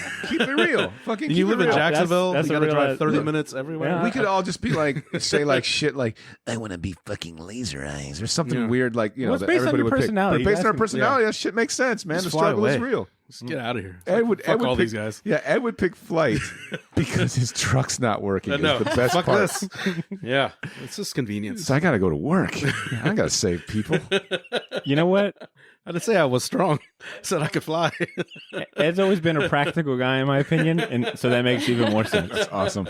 Ashley, what about you? What would your powers be based on your personality? Easy. 100% Nightcrawler. 100%. Yeah, Literally, really? if I'm in a situation that I'm You like bamf out of there? uncomfortable, gone. Like, I would love to have that. If like something. Do you want Nightcrawler's looks too? Oh, be dark blue. That'd be I'll awesome. take You want it. Devil's blue, tail? yellow eyes? With that sweet German accent? And the I want tail. Nightcrawler. Yeah, I want the tail. Okay. So, all right. I wonder if that's So, just like fart Was it? clouds. Wait. What's her name? Nocturne. Is it Yeah. Nocturne, the Yeah. character? Mhm. His daughter from another universe or something? So, Oh, yeah. okay, so real quick. Pretty cool. You have Nightcrawler's power. Yes. Loki shows up out of nowhere. He's having everyone kneel down before him. What do you do? Do you bamf out of I there, or would do you join the league? Bamf so I can kneel closer to Oh Loki. my god! She would be like, Loki would be like, you are all created to be subjugated. This entire and like now he's like on a sunny beach somewhere, and Ashley's like, so what's up? How you doing? I like the horns. She's waving a big ass palm tree leaf over. That's funny. That's good. You like Mai Tais, Loki? I've talked to my psychiatrist about this, my therapist about this question here, and I think my power would be armor like Colossus. You need skin as tough as steel to be on this show. So you're week a in, communist. week out. Got it. Got it. All right, Filthy everyone. communist. In Soviet Russia, car drives you. In Soviet Russia, mutant is you. So, well, I just think personality-wise, I tend to hold a lot of stuff in. Go on. And, Go on. I don't know. No, Tough keep exterior, going, keep going. soft inside. That's Colossus. So, Which costume? ooh, Speedos. Nice. Speedos. Just and, the Speedo. And exaggerated shoulder pads all day. That is my favorite Colossus. All right. Thank you for that question, Sugar Honey Iced Tea Post 2. Next question comes, I think this one came from Twitter, and it comes from another comic podcast, the Comic Book Keepers podcast. And if I'm not mistaken, this probably comes from the co-host, Lance. So shout out to Lance for submitting this one. His question is, what single comic or series is your go-to reading recommendation? Oh, too easy. Well, then lead us off, I Steve. got you. Astro City. Any and everything Astro Nice. City. Anyone who's never read comics before, I would say Astro City, Life in the Big City, the first volume is what I'm going to suggest. That's a good one. Easy. That's an easy one. That's a good one. Ed, what about you? I'm going to do two, just because of age, depending on ages. All ages, Bone. I'm going to recommend Oh, Jeff yeah. Smith's Bone. Good shit. And then, of course, Saga. I love Saga. Oh, yeah. I think that's a good one. Contemporary one that, modern reader would like. That's a good differentiation, man. Because, I guess. Forget about the kids. Yeah, no, for real. Yeah, I think comics forgets about the kids a lot. Yeah. My niece came over yesterday, and she was kind of looking around at the book collection I have, and I saw Verotic. Dude, that's awesome. Welcome to my book collection. I knew you were going to do a Danzig reference, dude. That's fucking sweet. Jesus. Can I read Verotic on the sea? For those who are fucking out there, if you know, man. Danzig's book collection. But I gave her Calvin and Hobbes, and I asked her, I was like, is the Scholastic Book Fair still a thing? Do they still do that? Those are fucking holidays to me. Yeah. So I told her, I was like, look, when I was little, Grandma would let me have $5 and like a king, and I would be like, oh shit, and she was like, she was asking questions. She was like, can everybody see the tiger? And I was like, well, when Calvin looks at him, he's real, and when his parents look at him, he's a stuffed tiger. Why is the devil lady's boob so big? Right, but yeah, erotic still, dumbass. Shout out to my boy Glenn Danzig, another cat lover. But yeah, so that's a good point, Ed. All right, Ashley, what about you? What are some of your go-to recommendations? Well, it's funny because Ed, I had the same one, Bone, because I was looking at my collection before I left, and I was like, it's literally an all ages one. Because my other one is Sex Criminals by Matt Fraction and Chip Zdarsky. Because I think that book has brought me more joy than any other book I've ever read. From the beginning to the bad sex tips that they give you at the end of the book. I would just laugh the entire time, and who doesn't need to laugh? But you can't just recommend that to anybody. Yeah, Ashley, we went out of our way to tell all the trolls and all the psychopaths out there to behave. Don't ask fucking creepy ass questions. All right, and you just swung the door and wide Ashley open. was like, "Whoop!" Let's let him in. All right. Following up from that, my old go-to recommendation was always Saga. But thinking about some other ones that that have always been kind of on that list too. Spider-Man Blue comes to mind by Jeff Loeb, Tim Sale, but really I'd probably recommend any of those color books. And then Daredevil Reborn is also, I think, maybe my new Born Again. I'm sorry. Daredevil Born Again is my new go-to recommendation. Jesus Christ, you're gonna try and scare the shit out of somebody and make them have well, check this out. a new life experience. I have a reason why. Hey, Karen, you're doing porn. You're fucking addicted to heroin and doing porn. Granted, I'd recommend it to the right audience, right? If you like Martin Scorsese films, crime noir stuff, I'd recommend it because I think Scorsese's a good pull. Yeah, and I think it's one of Frank Miller's best comic books he's done. I think I really got around to this becoming a regular recommendation after we did our Daredevil Born Again live show. And shout outs to Chris Milbrook. Yeah, for sure. Shout outs to Chris Milbrook for helping us in the biz. That joke's only gonna be understood by me, you, and him. Yep. I'm sure he's smiling. But I remember when we did that live show, and I felt like we all came with our A game. Really described this book and gave it the My the mom praise. wanted to read. Thank you, and that's what I was getting. You beat me to it, but. The praise that we gave it, I remember, Cesar's mom, who's the sweetest lady. I don't understand how she birthed this demon next to me. True. True. She came to me after the show and was like, wow, you guys did such a great job. I want to read it now. I've asked Cesar to let me borrow it. Well, quick answer there. The devil fucked her. So, whoa. There you go. For the record, you said that. I know, it's so good. I let someone borrow it. I never got it back. Oh. Wow. Yeah. That's how good it is. Yeah, it's I guess you liked it a lot. Daredevil would not condone that person's actions. Yeah. And now I'm kind of just cheating at adding one more, but Superman Birthright by Mark Waid and Lana Francis Yu. Mark Waid shill. We get it. Is something that I recommend for folks that are, you hear it all the time. Superman is such a boring character. He's so powerful, isn't it? Blah, blah, blah. That is one of my favorite ones. Fuck you if you say that. Is what Potter says. I always want to say that. And, I ain't got the balls to. But anyways, Daredevil Born Again is my final answer. Thank you for that question, Lance. Good. I'm going to move on to these next few. We're going to kind of go through these little quick. Next one comes from also Instagram. The username is Why Not to Kiss. Don't know how to say it. But they wrote in and want to know if Marvel or DC ask you to write your favorite character right now, what's your first arc? Shit. Ashley, you've worked in the comic book industry. Hell, you're a published image artist. Tell us, what would be your arc if Marvel or DC came to you? All right, I'm ready for this. Here we go. So ready for this. Okay. Corsair, Hepzibah, Starjammers. It would be like Star Trek, where we're just exploring deep space. We don't care about what else is going on. We're just meeting aliens and cool creatures, and I want to draw it too. I'm going to pull a Jeff Lemire.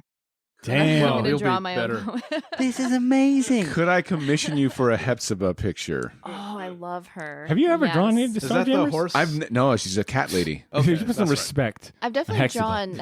I've definitely drawn her. Hepzibah and Chode. That is his name. His name is Chode. His name is Chode.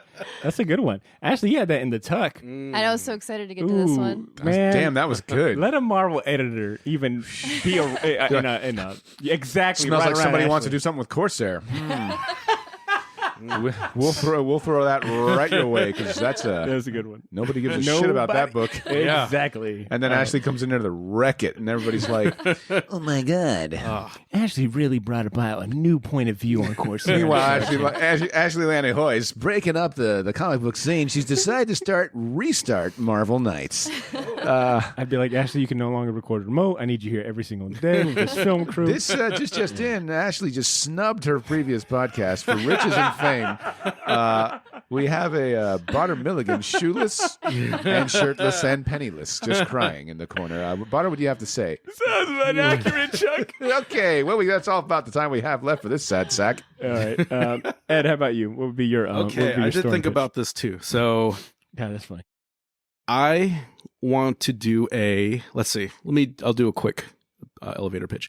Okay, Brother Eye takes over Cadmus and Star Labs. You son of a bitch. He's making OMAC robots. Okay. Not the original OMAC, but those remade ones. So yeah. we're going to have the New 52 OMAC, has his own, he kind of separated from Brother Eye, but we're going to get the Jack Kirby OMAC too. Ooh, Hell yeah. With the sweet mohawk. Yes, and they can't beat Brother Eye and Cat and all these guys by themselves, so they enlist the agents of Shade, like Frankenstein and the Bride, Here we go. and Father Time. And while they're fighting those guys, Father Time needs someone in space to deal with Brother Eye, the satellite. So we get the main man, Lobo. Fucking Lobo comes in, and so like I said, that's kind of I'm not sure how this will all come together, but that's kind of my just idea of all these characters I love put together. Scott Snyder has stolen that idea right now. That is awesome, Ed. So You yeah, thought about like that one out. between the Omax and those like Build a Friend, like sex robot things that Herbie made that blow up. Yep. Between like those and the OMAC robots versus the two versions of OMAC and Shade and then Lobo. It's going to be a 12-issue series. I That's think. good stuff. Yeah. So you're going to follow up with that. So a long time ago, I always thought, like me and my buddies in high school wanted to do, because I had such a fucking hard-on for The Dark Knight Returns, which still do. But just the idea of getting Batman back to like detective stories, I think that Batman's a bit of a dated character, and I think he works the best during the 40s, right? Like even World War II era, or even during the Great Depression. I think Batman works the best during that time period. So I would try and figure out a way to somehow interject Tim Drake. Like it's a modern story, and Tim Drake is old, and he's basically a private eye in Gotham. Because the reason why Tim Drake was recruited as Robin, because each of the Robins have their strength. Nightwing is kind of like the closest to Bruce, and he's got that same origin. Jason essentially is, a wild card, and now he's like a vigilante in the most purest sense. But Tim Drake was recruited because he was a detective. He figured out who Bruce was and decided to say, no, I want to do this. So the idea would be it's Tim Drake investigating a murder, working with the cops, but he keeps running into all these old sort of like Silver Age characters, and he would more or less just it's like we're talking like Raymond Chandler. There's like noir, Venetian blind lighting. He's in an office. He's got a hip flask and like a gun, and like maybe somebody will walk in. It's like the rain was coming down like gobs of oatmeal. Oh, okay. That's when she walked in. She had legs that went all like the way a up. Sam Slade, basically. Yeah. And then like the shocker would be that the main arch behind it all would be Bruce, and that his obsession with trying to keep the city protected, he compromised and he went into the Lazarus pit, and he just never died. But as a result, he didn't go crazy. His ethics just changed to him being a little more totalitarian, and it would take a man who actually aged out and didn't like succumb to wanting to be young forever to remind him why he should have just aged naturally. And that, that's what I would do. And I would love to, ever since I saw Return of the Joker, I was like, yo, Tim Drake as an old man would be pretty sweet. So, yeah. You guys are just giving Scott Snyder all of these story arcs on yeah, I'm pretty sure someone's going to listen and just be that's a good stolen. So right. Batman is essentially like a Ra's al Ghul type. Right, and Scott Snyder did it with Omega in The Last Night on Earth. So it's just like, I'm not the first person to think of like maybe Bruce he gets a little too obsessed. So got it. Yeah, that's a good one. I like it. Mine would be on Daredevil, and it would be an alternate reality story where his dad has lost. Where his dad lets him give him a hug, even if he doesn't read Marvel comics. All right, we get it. All right, I got dad issues. Mine would be, like I said, centered on it would be a Daredevil alternate reality story centered on his dad, Jack, battling Murdoch. It would take place after Matt gets into his accident, but instead of surviving and getting those wonderful powers, Matt unfortunately passes away, and it's up to Jack to, Jack meets Stick and becomes that universe's Daredevil. So he really kind of lives up to the name of battling Jack Murdoch. So that'd be mine. I'm always into like, alternate reality stories, and you love fucking Flashpoint too. And I was just thinking like, I love that kind of twist on in Flashpoint where Thomas Wayne becomes Batman. I think that'd be something really cool that you could do with Daredevil, because you don't really see Jack much outside of like his initial origin. I think there was like a little mini series they did back in the day that focused more so on his boxing stuff. But how cool would it be if like he ended up, taking that tragedy, losing both his wife. Well, not really he does lose his wife, but losing his wife and his son, gets trained by Stick and all that stuff. So that'd be mine. Thank you, Why Not to Kiss, for that question. We're going to move on to another one that we got, and this one is from Dan Morales. They write, what are your favorite comic book arcs? Pretty straightforward one. Ed, why don't you go and kick us off? Oh, okay. Arcs. Wow. Okay. So arcs. I wrote them down because they constantly change. So the ones that that I thought of, I got a few. So I'm gonna go. Let's see. Brief Lives, the Sandman story arc with Jill Thompson and Neil Gaiman, of course. It's basically a road trip story with Delirium and Dream trying to find the destruction who's left the family, the Endless. It's a very fun book. That's my first story I've read of Sandman, which is like the third or fourth story arc in the series. Of course, we mentioned Born Again. We don't need to say too much about that. League of Extraordinary Gentlemen, the first 2 volumes, I thought were really good. When I heard the premise, I just thought this is stupid. And then I read it, it's like, this is awesome. It's like, but it's kind of like the Avengers with these, turn of the century literary characters. And terrible movie, but the first 2 volumes are really good, and then it gets really too much Alan Moore for me. I really like the Moon Knight from the Dead, the Warren Ellis, Declan Shalvey run. That was really cool. And then last one is Umbrella Academy, the Apocalypse Suite. Really enjoyed that way more than I thought. And it's unfair because of, Gerard Way, because of My Chemical Romance. And I got it because I like Gabriel Ba's artwork so much. And I was like, this is Grant Morrison Jr. Good. Yeah, this for is sure. Good stuff. But it's really well done. And I think that first one, especially that first story arc, is really good. All right. So those are the ones. Good stuff, Ed. I didn't have a whole list. I have a whole list, but I'm just going to go with one. I'm just going with that first arc from Deadly Class. Ah. I don't know who, like the rats and the legacy kids. Yeah. Like the first issues. First Yes. 6 issues? Yeah, that was, Because I remember Hold on, I Howard was working at the comic shop, so I got to read it on Tuesday. and like nobody else had read it, and I like just needed to talk about it so bad. I just remember having to wait, and even people were coming in Wednesday and picking up their book, and I'm like, please, after you read this, come back. I need to talk to somebody. Yeah. But yeah, there's so much good Image stuff that was like coming out around that time, but I'm just going to go with that one. Good one. I like it. See, what about you? Dark Knight Returns. All right. Straightforward. Classic. I'll go ahead and say one of my favorite ones is X-Men Executioner Song. I have a guilty joy of loving Strife. Oh, I fucking love Strife. Yeah, you're like, Cable's too much of a pussy. yeah. I like this dude because he's got shards of metal on his He's like mask. Shredder. But and once again, it comes down to I think Andy Kubert was doing a lot of the artwork for that. Of course, with doesn't that open up with Apocalypse all fucking emaciated and he's all like, yeah, it is a 12-issue X-Men romp that I think every X-Men team at the time shows up, and it was one of the first like 12-issue arcs I ever read. Like I remember trying to hunt down all the issues, and I was like, I think my dad's got them, but some of these books are missing the covers. That was the one that skipped between issues. Yes, which was a pain in the ass as a kid to figure out, but holds a special place in my heart. And then I for real thought you were going to say Fatal Attractions. Oh man, there's so many good. We can go down a rabbit hole of X-Men story arcs, but Executioner Song is one of my favorite ones. And then I'll mention two more: Marvels by Kurt Busiek and Alex Ross, and then Crisis on Infinite Earths by Marv Wolfman and George Perez. I think as far as like big two superhero comics, those are like some of the best big crossover arcs.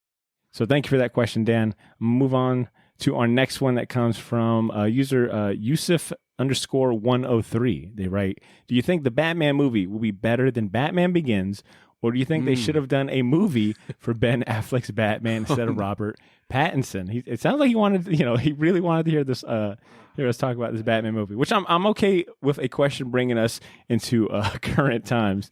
Ed, sound like you wanted to kick us off. Well, I know we're gonna all be seeing it together, but I'm kind of like, can we take it easy on Batman for a little bit? It's just a lot. We've had him. And I get it why they're doing it, of course, but it's like, man, can we get some new characters? And I'm saying boycott Batman or like just put him on the show. Where's the Lobo movie? Yeah. Oh my God. Yeah. Look, James Gunn. I speak your fucking language. James Gunn, do the Lobo movie. That would be. Damn, that'd be rad. That would be so rad. Hashtag the main man. But keep doing the animated stuff, like the Elseworld stuff, and I don't mind Batman in there, but I think if it is as much as year one as they say it's going to be, that the rumors are. It's year two, is what everybody's been saying. Yeah. Okay. If it follows that, I think this was probably. It's hard to say because I have no idea how Ben Affleck would have made his or what his basis was, but I guess his would be an older, more Dark Knight Returns-ish. But they kind of did that. Kind of. Every time they say they're doing this shit, it's never that stuff. Right. It's like, it's going to be like Dark Knight Returns. It's nothing like it. It's going to be like year one or year two. Nah. We're just saying that so you buy a ticket. But I think it looks interesting enough. And I don't know. I think this would be, without knowing what Ben Affleck was going to do, it's hard to say if it's going to be better. Right. Because I didn't mind him as Batman. I thought he did a decent job as Batman. He provided a lot of quality sad Batman memes that I enjoyed. He was the gift that kept giving back to the internet. I think this one will be pretty interesting. Visually, it looks cool just from the trailers, but it's hard to say. I don't know. How about we look towards our Batman aficionado, Mr. Ashley. Cordero? Oh. So you want to chime in and I'll pass it to Ashley? Yeah. I mean, do I think it's going to be better than Batman Begins? I don't know if better is the right word. You're talking about a character that's like 80 years old, who's had so many different incarnations and so many different people writing and creating him, and moving him in different directions. I think this will be better in the sense that we'll finally get a detective. And this story will be more. Look, any Batman movie that's rooted in the pulps, i.e. crime stories that involve a detective solving a problem, is Batman. The further you get away from that, the less Batman it is, right? You can, and if you use that metric, you can pick any movie and you'll be like, oh, that's what's wrong with it, right? Like, oh, it's like, well, Batman was campy. It's like, not originally. Yeah. He may have been that for about a good 20 years, but nobody fucking likes that shit. But some people do. Some people do. I'll say that. The You're idea, saying your favorite's Batman Forever. Right. Yeah. Okay. But I mean that is 100% Batman. Sure. Also, right? Sure. So I would say that I think this Batman movie will be better in the sense that Chris Nolan wasn't interested in making a Batman movie. He was interested in making a guy who dresses like a bat and is a cop. Yeah. That's, you watch those movies, Batman is a cop. He's a cop. And I'm not saying that in a derogatory way. I'm just saying he's not Sherlock Holmes that also has an Olympic weight set, which is what Batman is. Yeah. He's that weird guy that just shows up at a crime scene, and not in a dramatic way. Like, he could just roll up there in fucking daylight and just be like, what do we got? And everybody be like, oh, why do we deal with this guy? He'd have to be really fucking good at his job for the cops to just be like, I mean, maybe what are you going to do? Maybe we throw him a bone. He's not doing anything bad, really. So, and it looks like that's what we're getting. We're getting a Batman who is more or less like, all right, I'm going to have to try and solve these cases. I'm going to have to use detective skills. Instead of just out muscling everything. Right. I got to punch guy to death / this is what I do. So I don't know. I think this will be better in that regard. It'll be the closest thing to a real Batman movie we've seen. Look, Michael, fuck all this Batman bullshit. Who's making the movie? All right, Matt Reeves. I love him. I love all the Planet of the Apes movies. I think they're fucking fantastic. Who's doing the music? Michael Giacchino. I love all of his scores. They're fucking amazing. Let's see. Who do you have acting in it? Robert Pattinson. Amazing actor. Fuck you if you shit on him for Twilight. He was so dreamy, guys. Watch Good Time. That's a fucking good movie. The Lighthouse. Watch The Lighthouse, Cosmopolis. I mean, he's a good actor. He's a good actor. Tenet. He killed it in Tenet, too. His Batman voice will be better, I'm sure. Just even not without hearing Sure. it. Then, yeah. So anyway, I'm just saying it's I think it's a win-win. Yeah. Good point. Ashley, you want to chime in on this one? I mean, I like Zoe Kravitz. That's another. Zoe I think Kravitz. that's going to be the best it's going to be the best Batman we have movie ever seen. Because I think she's 100% serious. Like she has nailed Catwoman better than anyone I've seen modern age, to include Michelle Pfeiffer. I'm throwing it out there. Like, well, that's a weird Tim Burton Catwoman, but too. she's there, right? Yeah. Like we're talking like the last 40 years. Like people who've played Catwoman, she's the best. Anne Hathaway, okay. Kind of like a Julie Newmar wannabe performance. Very Julie. I see the comics when I look at Zoe Kravitz. Yeah, she's got that balance of sex appeal and cool. She's going back to the pulps. She's the femme fatale without trying to be. Well, like she's not like, say that, pal. What do you got there? She's just like, no, I'm. Give me a call sometimes. There's a danger to her. I will chime in and say I do think maybe Ben Affleck's Batman maybe had a little more life to him. From a visual perspective, yes. Yeah. Not from a writing perspective.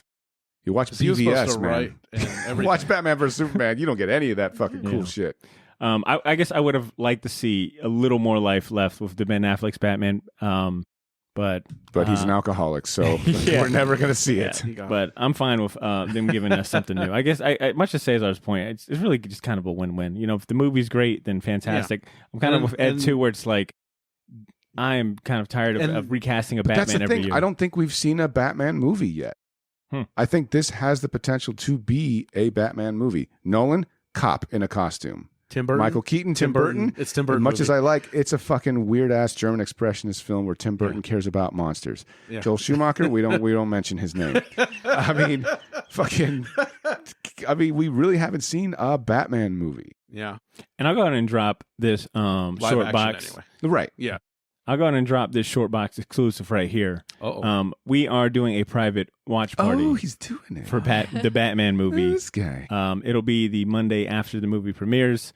Patrons will get first dibs on tickets. So it's a small, private, intimate showing. So it'll be about 30 folks that we can have in that theater. Patrons will get first dibs on tickets. I'll by the time this episode comes out, patrons, I'll have the post up on our Patreon page. And if we have any remaining, we'll raffle those off to everyone else. Look for a guy outside the theater selling T-shirts, and he'll probably look sketchy. Yeah, so we're hoping to do more private watch parties for movies related to the podcast Very and comic private, books. private So watch party. maybe not that private, but Exclusively private. yeah, it'll be our first one of the year. So hopefully we get a lot of you patrons joining us. But more information on that. Thank you for that question, Yusuf. Next question comes from one of our homies, right? One of our short box homies. This one comes from Tony Ayuppie. He writes in and he wants to know, what's the hardest interview you ever gave and why? What's the most nervous you've gotten in preparation for an interview? You can sit this one out, Ashley. Yeah.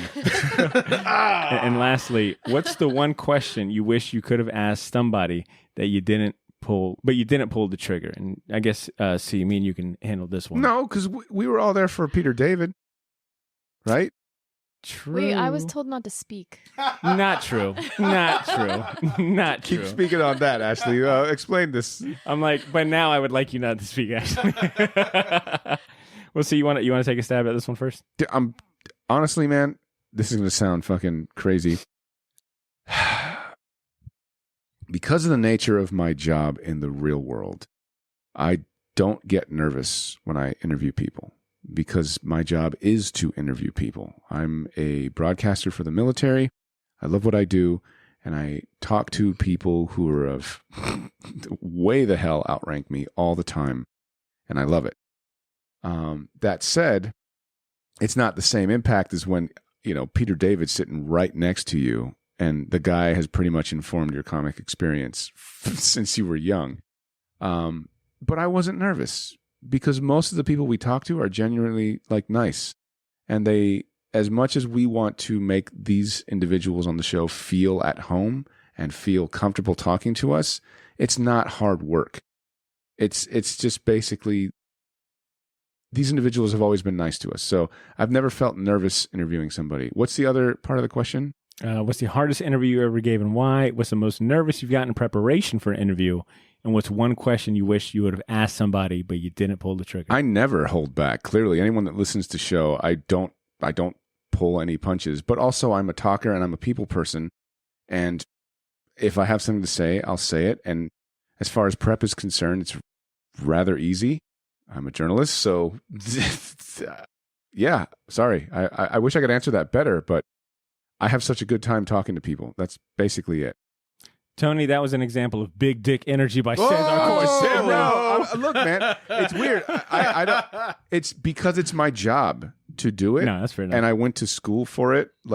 This is why I like doing the show. Second nature. Yeah. This is why I enjoy being here with you guys, and I like just chopping it up and being silly, and this is a good thing. So, no, I mean, if I'm being honest, behind the scenes before we ever do, I do a lot of the interview episodes with C.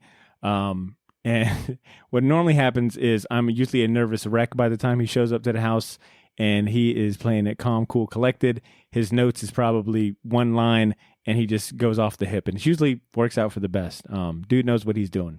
As far as me, I'll probably say most recently I've gotten nervous in preparation for that Jim Rugg interview, only because, it's a guy who also has it's a guy who has a very popular comic book podcast. His knowledge as far as comic books, in my opinion, far outshadows or eclipses mine. I mean, the guy knows a lot more about comic books and, different companies and blah, blah, blah than I do. So I felt a little nervous about that, especially considering the fan base, right, that comes with cartoonist kayfabe. Well, and let's not get this 100% twisted as far as I'm concerned. That doesn't, just because I'm not nervous doesn't mean I'm not concerned with the product or the end result of trying to make a good show. Yeah.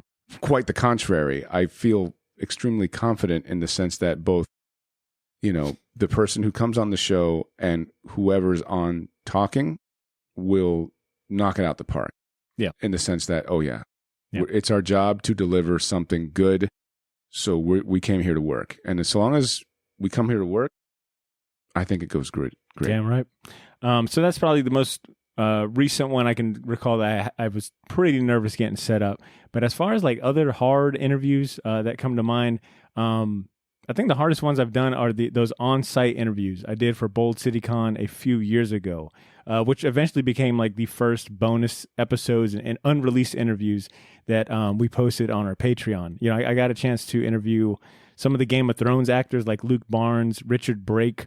I also got a chance to interview. Did you do cocaine with Sam Jones, like in Ted? I mean, he offered, but I was on the clock. Yeah. I had a chance to interview Teddy Sears and of course Sam J. Jones, and I felt completely unprepared because they kind of gave me that opportunity on the fly. I came there to host a Power Rangers panel, which was I was nervous as fuck, but they were like, "Hey, could you grab some of these on video interviews with some of these other people?" And I just had hair. I had not prepared. Hair was looking all shaky. Father's like, I came here for Power Rangers. What do you mean, sir? Yeah. Well, here, check this out. I did a rendition. They've got a power deep inside that you never felt before. So I had no time to prepare my usual hyper detailed, Bible of background info, questions, and etc. And it was just a tough call to do on the spot. Didn't have time to stalk them. Yeah, exactly. So, I think that, you could listen back to those, and I'm sure you could kind of tell I was nervous. They ended up being good interviews. But yeah, I'd say those. And then as far as a question I would have asked somebody, but I didn't pull the trigger, just kind of thinking, recent time, the most recent one, Bill Morrison, I really wanted to, I realized I didn't get a chance to talk to him about some of the cover homages that he did during his time on Bongo and Radioactive. We'll have him back. Exactly. Hopefully, Tony, that gives you some good insight. And thanks for the question, buddy. Yeah, man. I'm going to move on. We got 3 more questions left. Damn. And then we can go ahead and take a break here. But this first of 3 comes from Trey Namo, our boy Trey. Old Trey Namo. Yeah, our boy Trey chimed in. He wants to know, out of all the holy grails in this crazy collecting world, a lot of Arthurian fucking imagery here. What are the personal grails you'd never part ways? And this is kind of similar to Warren's question, but what are your personal grails that you'd never part ways with?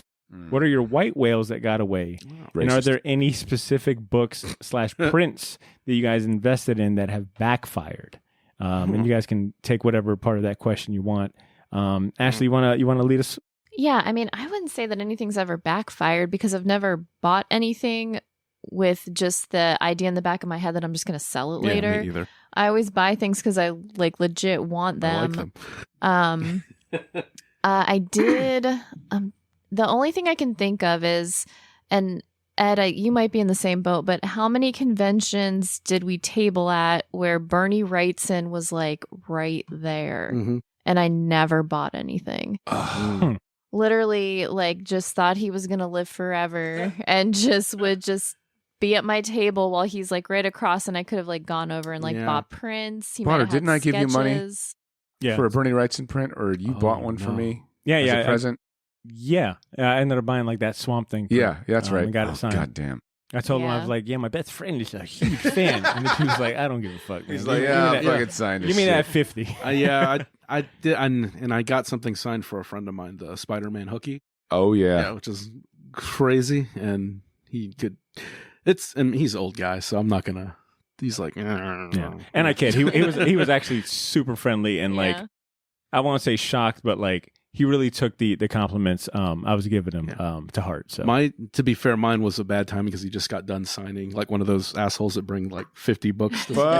Carried a short box on a little pulley. Yeah, so he was like over it by the time I got to him. So what are some personal grails that you'd never split up with then? I mean, nothing that I named earlier. I would split up. You got some solid first appearances. Loki statue. Right. No, nothing's ever happened into those. I have my Saga #1. I think even if like the book ends and it goes up in value, like I'm keeping it. No, actually, I sold, I think, the first 10 issues of Saga well before the hype got real. Like a buster. Like, I was like, $50 sounds reasonable, and I could use that $50 right now. What a dumbass. Oh, God. Yeah, you got a little golden grill right there. Ed, what about you, man? Same questions. There's a couple of, like, I have a Arland, one of his Rabbit's Foot, the Jiffy Feet paintings.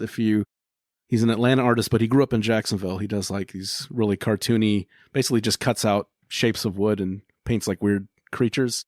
Very, very fun artist. I have one of his originals because he that antique store in 5 Points, that Pots and he actually sends stuff to them, or he used to. So I found like the Rabbit's Foot and was like, this is like $100. I was like, Psh, I'm getting it. Sold. So Sold American. Yeah, so I have one of his originals, which is like one of the few like original pieces from an artist I like. And I got a TMNT, the Blacklight poster from Jim Rugg, which is really nice, really Excellent. cool. I missed out on that like a dumbass. It's awesome. And there is was there anything else? There's Glenn Barr, who's another artist I like. I got a print from him. So those are probably my 3 like favorite art pieces that I have that I wouldn't give up. Good stuff. See, what about you? So I think we can all agree we lived through the 90s and the speculator boom. I'm going to tell you right now, as a result, I have never invested in anything that backfired just because I lived through the speculator boom. And Hashtag I was big too dick young. energy Cesar. no, hashtag old wrinkled dick energy Cesar. Yeah, like seriously, like Ed, Ashley, I mean, chime in here. Like the 90s were like, they were if you were into comics and you saw all these fucking gimmicks they were trying to throw your way, it got old real quick. To be fair, like I was too young to understand like the investment part of it, like that game of it, you know? Right. But I did benefit when comics were in dime boxes. I got a shitload of stuff. Yeah. Because comics were, everyone was trying to get rid of them. So you'd find like quarter boxes, 50 Sure. cent boxes, dime Sure. boxes in all these shops and bookstores. And Yeah. So I didn't necessarily have any things that backfired. yeah, I never collected like that. Like Ashley said, if I wanted something, it's because I wanted to read it and I liked it and I really enjoyed it and I would treasure it. Now, to get to the question as far as white whales that got away, I'm not dead, and a white whale is not going to eat me. Oh, the white whale thing. I have money now, so I'm not a little kid. This with guy. Big baller energy. No, Cesar not only- Cordero. Not no, only no, do I no, never no. get nervous, The idea is I got a shitload of money. Yeah, fucking. I'm just saying, dude. Fuck all of you. For now, before he becomes an official dad, he's got the money and now. this is directed towards 13-year-olds who have paper routes. Okay, fuck you. I got money now. You know, like that's the money I'm talking. In the sense that I got $50 at a convention to spend on a comic that I missed out on. Is what I'm trying to say. So, no white whales yet. This is the most boring answer to a question. I'm sorry. I'm so sorry. Now, as far as stuff that I would never part ways with, I mean,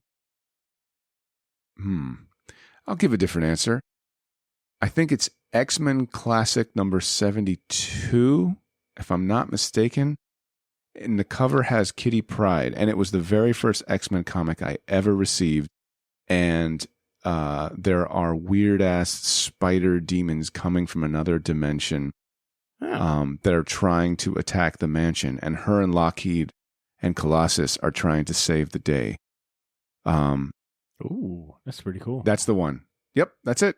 That's an Trial by Alan Fire. Davis cover, too. Oh, Alan Yep. Davis. That guy's awesome. That's the very first X-Men comic I ever got. I bought it with my own money, and I still have it, and I'll never fucking give that shit up. Good stuff. I respect that. To piggyback on the white whale, I kind of forgot that. There is the Basil Wolverton Bible, illustrated Bible he did when he got religious late in life, so I'm not sure. But it's hard to find a lot of information on him. But I kind of missed out on some eBay auctions, but I do have a French version, I think, coming to me, which was a lot less than what they're charging for it, because they're going for like a couple $100 now on eBay. And this is a reprint. This isn't the original thing. This is like a IDW or a Dark Horse reprint. So, but that's one that I think I caught. So we'll see. It's from France, so we'll see if I actually get this thing. Talk dirty to me. So my 3 real quick. One of my, I guess, holy grails. Like I'm thinking from like a monetary perspective, right? That actually means something. But I ended up buying one of those Daredevil Born Again Artist Edition books. Oh, like you son of a bitch! I know exactly. Yeah. I've so wanted to steal that from you every time I came It's over. just too heavy to like. It's too big. I move, can't man. put it Can't under go my out the door. jacket. Yeah. I wanted to dress in a trench coat like little kids that stand on each other's shoulders like a man. You can surf down the stairs with it. So if you're unfamiliar, IDW, I think still does like these big kind of oversized artist edition books that reprint like the original pages of famous comic books, story arcs, and et cetera, et cetera. They just do a lot of different artist edition. They did one for Born Again, which I just had to have because I was really getting into Daredevil at the time. So ended up buying that for, I think, retail at the time, which was like $125 was a lot for me then. But it's like $800 in a small child now. It goes for quite a bit. So I'm glad I got in on that. I don't think it's a book I'd ever sell unless like Cesar said, unless C asked for it, or Ashley blows up, leaves the podcast behind, and I become. Yo, please come back. Throw me a phone. So there's that one. I've always loved Image. One that backfired on me was I remember buying a Batman number 608, which is part 1 of Jim Lee and Jeff Loeb's Hush. It was the first CGC comic I ever bought. It might be one of the only ones I still have. But I remember buying it for, I don't know, I think $50 at MegaCon, and it was way too I was fucking crazy. Eddie strikes again. Dude, I was spending Domino's money, and I was only making like $200 a week or something. Should have had Drew in your corner. And I remember him like hyping it up, like, "Yo, this is a 9.4 or 5 or whatever. Ooh. Like, it's gonna be worth something." And I remember thinking, like, but I can't even read it. But I ended up buying it anyways. Held on to it. I checked today just out of curiosity. I mean, this book is fucking 10, 20 years old. You can get it for like $75 on eBay, $100. So that kind of backfired on me because I thought, like back then, like CGC comics were just starting to become a thing. They weren't like now where everyone is slabbing every comic book and it's like a whole multi-million-dollar business. I felt like I had something, but whatever. And the last thing I'll mention, but this is kind of a come-up story. Avengers JLA by Kurt Busiek and George Perez from the 2004. To this day, it is the most recent Marvel and DC crossover comic book.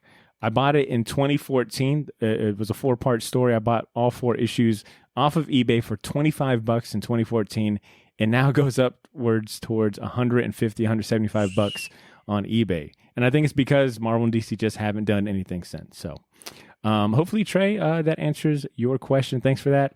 We got these last 2, so let's make these lightning round questions. This one comes from James A. Haynes.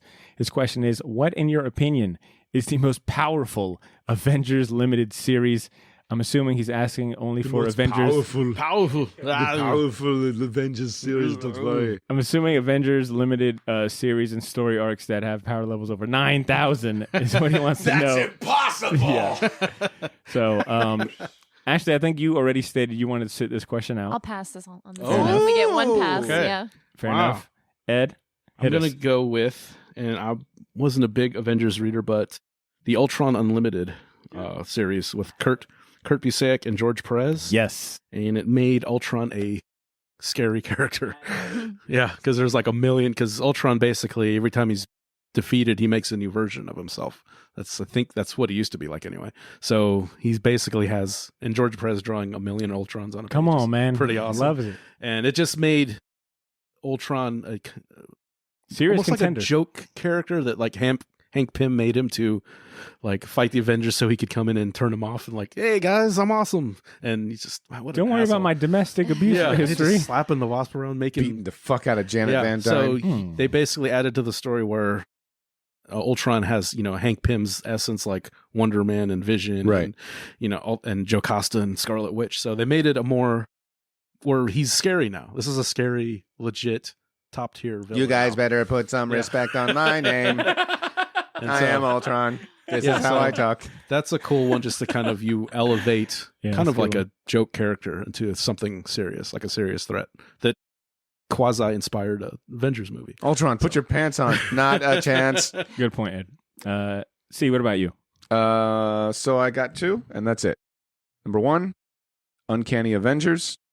Fucking awesome. If you haven't read it, I highly recommend. I recommend it, right? Yeah. Yeah. They made Red Skull scary. They actually made him a Nazi. Like, everybody's pussyfooted around Red Skull being a Nazi for so long, and like, he's a Hydra. Yes, Hydra is a terrorist business associates. Right, they're a terrorist organization. They didn't see eye to eye on everything. Right. Like, it's like, no. Let's call what he is. He was a fucking piece of shit Nazi who worked at concentration camps, and there's a reason why Cap was like, I'm gonna fucking take you down, you motherfucker. Yeah. But Uncanny Avengers is good, and they toss a little bit of my boy Apocalypse in there a little bit. Hey, you like the fucking Celestials? How you doing? You a good guy. Hey, I'm gonna toss it in for you. Hey, you like that? Hey, you like Kang?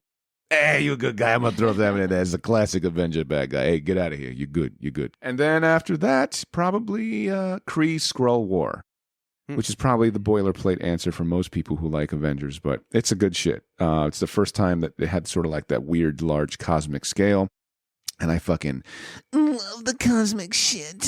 So that's it. Those are mine. All right. Well, Ed, you took one of mine. I also was going to say Ultron Unlimited from that Avengers 3rd series in the late 90s. So I'll just say Hickman's New Avenger run.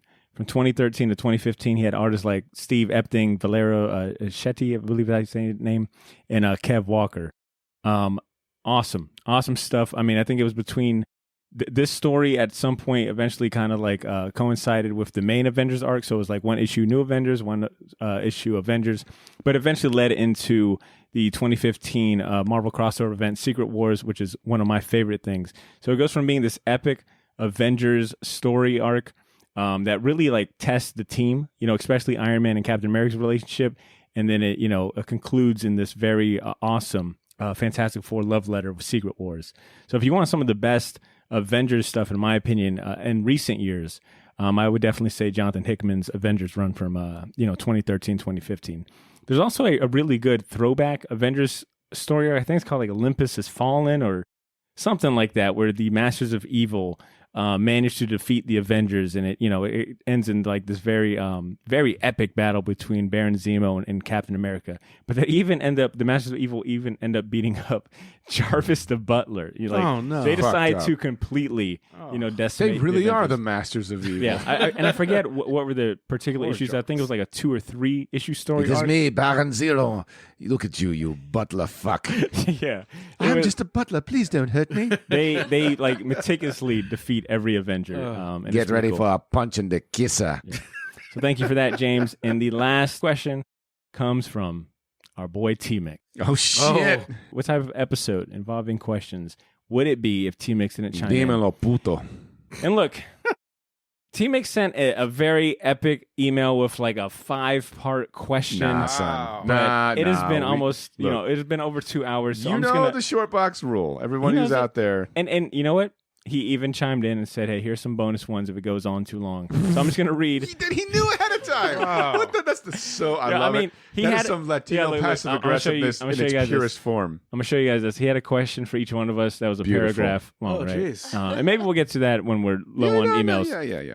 But I'm gonna wrap up with this one. He writes, "I just listened to episode 50, and everyone was asked, what's been your favorite short box moment?" I feel like episode 50 might have been fucking 8 years ago at this Oh point. my God. Damn. So to the crew, what's been your favorite short box moment? Which is a good question to ask at 350 episodes later. Ashley, if you'll do us the honors of kicking us off, what's been your favorite short box moment? I mean, standing on the stage with Peter David is like, Can't beat that one. right? Like, that's like my moment. I look back on that and I'm like, that was really cool. That was an epic moment. Mm, Ed, what about you? oh man, it's hard to say moments, and I don't mean this in a bad way, but everything just kind of mixes together after a while. The old know? Cesar answer, huh? And then, Champion friendship. see, That hazy dick energy it's by not- Edmund Danzar. Hazy dick energy. It's not so much my favorite moments; it's the friends we made along the way. There Right, we guys? go. That's it.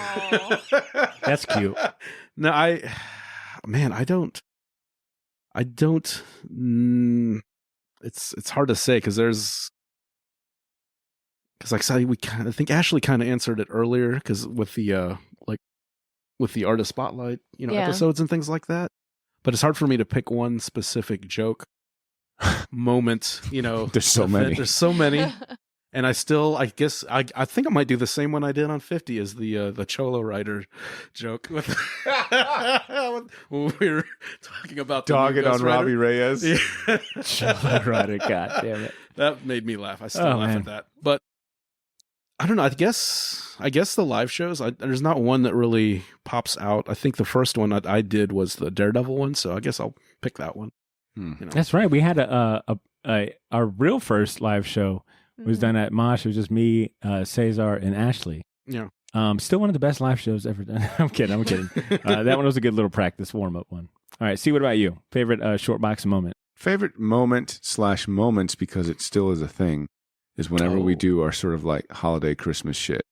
Oh man, I love that so much because we always do something weird. And I think I'm gonna tell you right now, we need to go back to racist Doctor Strange and fucking drunk and racist Doctor Strange and Ed and Wong being completely over it. Oh my god, I can't believe you forget about this shit. Did you forget about that? That was like a script. That was. We were like, we did script that whole episode. Yeah. He was a fucking Doctor Strange. Didn't we read like a And then we had like the fucking like Shortbox Christmas like jingle story? bells in the background. Well, it was I would always default to So it was Run the night before Run Christmas? to Run DMC's Christmas song. No, I know that, but like for like those times when we were talking, it was like, oh, fucking Wong, you're a good guy. God, But like, was but just the over idea of all of us just getting together around the holidays and like getting drunk, and then deciding to turn on the recorder, and then just letting everything fly, and then I don't know, it's just like more of a solidification that hey man, we did it. We fucking another year in the books. Well said. We fucking tried to make these people laugh. We tried to give them a little bit of information and also tried to remind them that, hey, we just made you laugh with a dick joke, but we promise we have credibility. Fair enough. So Those are the I love all those moments. golden Adam years. We miss you, Adam, if you're listening. Shit, they're not gone. We still do that shit. We found a way to try to make it happen during COVID. We didn't even need to get a reason to get drunk today. We just, it's not even Christmas. And yeah, this is something. Look, it's happening, right? There's like, no reason. Fucking, we get a little festive every now and then. Ashley, I'm right there with you. That Avengers Endgame is still one of maybe my favorite nights of my life, period, for a lot of reasons outside of just Shortbox, but like being surrounded by friends and, I even had family there for that live show. And, let's not even begin like talking about being able to watch Avengers on opening night, on the big screen. It was excellent. But a moment that I still cherish that I don't think anyone has heard outside of maybe Cesar, because he was fucking right there living it, was the lost episode that was recorded the day after the Endgame live show. Me, because like I said, Walt drove up into town to catch that live show. God. Drew was there. I'm telling you, like everyone that I wanted to celebrate that moment and experience, like the payoff to the MCU after People all those that years. knew you back when you shaved your widow's peak is what they you're were trying all to say. there. Yeah. But the day after, I had Cesar came through. I had invited Drew, invited Walt. We were going to record like this kind of, and I think it was around the same time. Yeah, it was around the same time. It lined up with another I think it might have been episode 250 or something. It was like some milestone episode. We were drinking that night too. Fuck yeah. And granted, like today we probably had whatever a glass or two of fucking champagne. But 4. Speak for yourself. But that day. Like, it was just such an awesome friend moment, man. Like, we just reminisce about the podcast and talking about, like, the start of it. It was just such a fun moment, man. I remember, like, tears. I saw Walt's eyes, water up talking about, the beginning and, seeing Drew, like, chuckle and bring up old memories and stories and having C there with us. It was maybe one of my favorite recordings ever. And it is that much more, and it's tragic because I lost that fucking episode, man. It was technical. It was like, it was technical failure in its truest form. I remembered like reaching out to, I made a deal with the fucking devil at that point. Like, if you'll just bring back this episode. I'll fucking be your emissary with a motorcycle, dude. I hit up everyone in the Jax Podcasters Unite group looking for someone that could save this episode. No one could save it. The recorder really just took a shit at the worst time. And all I have is the first 8 minutes of it. And sometimes I play that back to punish myself, I guess, in a weird way. Potter, you will be my emissary on Earth. Potter goes around and does podcasts. Your souls have been stained. And that's honestly one of my favorite. And I think I might have posted just those 8 minutes, like as a bonus lost episode. But that is one of my favorite moments because I wanted to share the. I wanted everyone to share it. Clean yourself off. I wanted everyone to share in the misery. But Avengers Endgame is still one of my favorite moments. So thank you for asking that question, T-Mix. And Shortbox Nation, 2 hours later. Damn. That last question marks the end of our Q&A segment. I want to thank everyone that submitted something for us to answer this episode and honestly doing all the hard work of planning this one for me so I wouldn't have to. Thank you so much. Lovely. Now, I did promise I'd be raffling off some exclusive comics from our friends at Gotham City Limit, the people who submitted questions. I've entered all those names into my trusty Wheel of Names generator, and here's the 3 lucky winners of those comic books. Can I get a makeshift drum roll, please? Can get there. Give it to me. Oh. First up, our first winner is Eli Schwab. Thank you, Eli Schwab. You have won the series of comics. I'll reach out to you. And then coming in number 2 and number 3 is Yusef 103 and James A. Haynes. Round of applause to both of you. Thank you for submitting some questions. I'll reach out to all of you. So congratulations to the winners. And a huge shout out, by the way, to our sponsor, Gotham City Limit, Jacksonville's premier shop for comics, toys, collectibles, and more. They provided the comics that we're raffling off today. Ben, you're the best. Thank you so much. We'll be doing some more Q&A episodes in the future as well as giveaways. So if you missed out on this one, don't worry. There will be more opportunities to be involved. This was a lot of fun. I'd like to do some more Q&A episodes for the next season.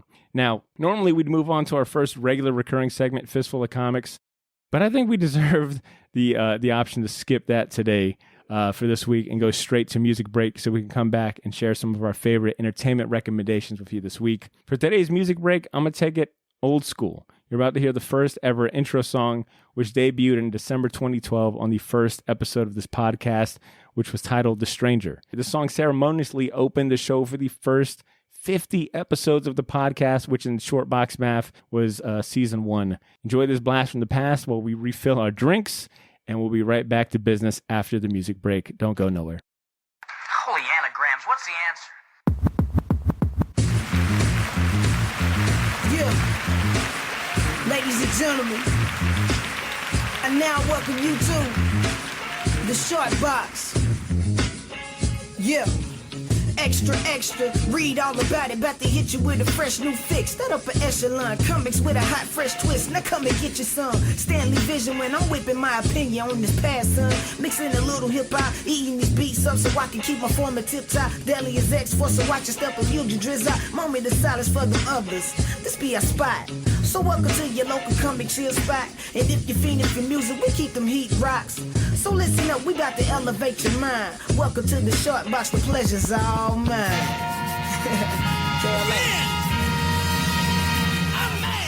Yeah, it's actually really good. Actually, I'm kind of like. Oh, you enjoying those raspberries now? I like the raspberries to begin with. It's like a slip of them. Ladies and gentlemen, welcome to Raspberry Shade. Ooh.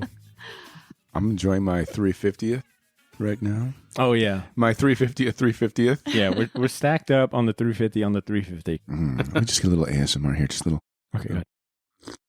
There's nothing more relaxing than the sound of what would appear to be someone shitting their pants. All right, Short Box Nation. I don't Good luck segueing out of that, Mr. So-and-so. After, when it gets to 3:30, it's like, all you right. fucking diamond gold barter. Milligan. Let's see how he does out of it.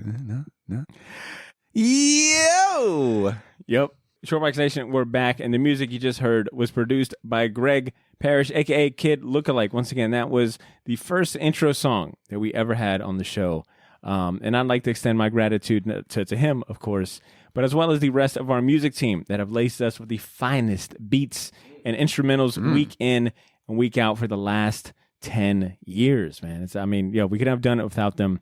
I want to give a big shout out to Mecca the Marvelous, as well as DJ Crumbs, who joined us, I think last year, if not 2 years ago. So feel free to show your support, which I highly encourage, and check out their music, with the links in our show notes. I highly advise checking out, showing some love to them, all right? They deserve it as well. We've got no emails to read this week. I mean, we just answered 15 questions. 500 emails. It feels like. 350. So no emails this week, but I do have an announcement to share with any of our listeners residing here in Jax. Con season is ramping back up, and the first one taking place in our backyards is Bold City Con. It's happening February 25th through the 27th and taking place at the former JCPenney at Regency Mall. If you've attended Bold City Cons in the past or any other event produced by Max Michaels and his team, you know what to expect. There will be celebrity guests like Doug Jones of Star Trek, Fantastic Four, and Hellboy fame, and Jason Marsden will be joining him, Tobias Jelinek, and Larry Bagby for a Hocus Pocus reunion. In addition to that, there will be panels, props, replicas, exhibitor halls, an artist alley, cosplay, live performances, and more. You can grab your tickets for Bold City Con by visiting the website at boldcitycon.com. And if you use the discount code SHORTBOX10 or SBX10 specifically. That code will get you 10% off any weekend or day pass. Once again, that code is SBX10 to get a discount on tickets. Check out Bold CityCon. With that being said, it's now time to champion our favorite entertainment picks from across the larger pop culture universe. We're talking about the cream of the crop entertainment picks chosen by us, so I recommend you turn up the volume, grab a notepad, and listen up because it's that time of the show.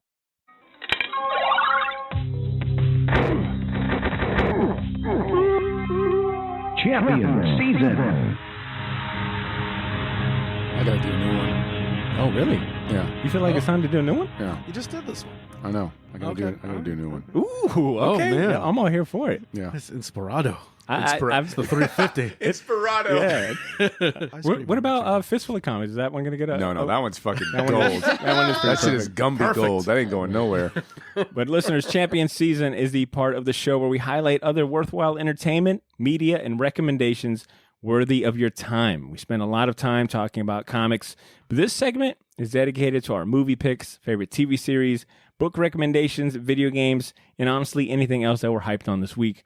This segment is brought to you by Black Hive Tattoo, Jacksonville's premier appointment-only custom tattoo studio. If you're searching for a group of talented artists who will work for you to bring your comic culture ideas to life, look no further. Go to blackhivetatattoo.com and sign up for their newsletter to find out when they're taking new project requests. Who's going to kick us off for Champion Season? Ashley, I've gone to you all day, so I'm going to switch it up, and I'll go to Cesar. All right. So Champion Season for me, it might be the Marvel app first. Oh. Calm down. Let's sing that sweet tune. I think it goes something like this. Say it again, but Marvel slower. app, I think I love you. Marvel app, I think I want to be you. Oh, shit.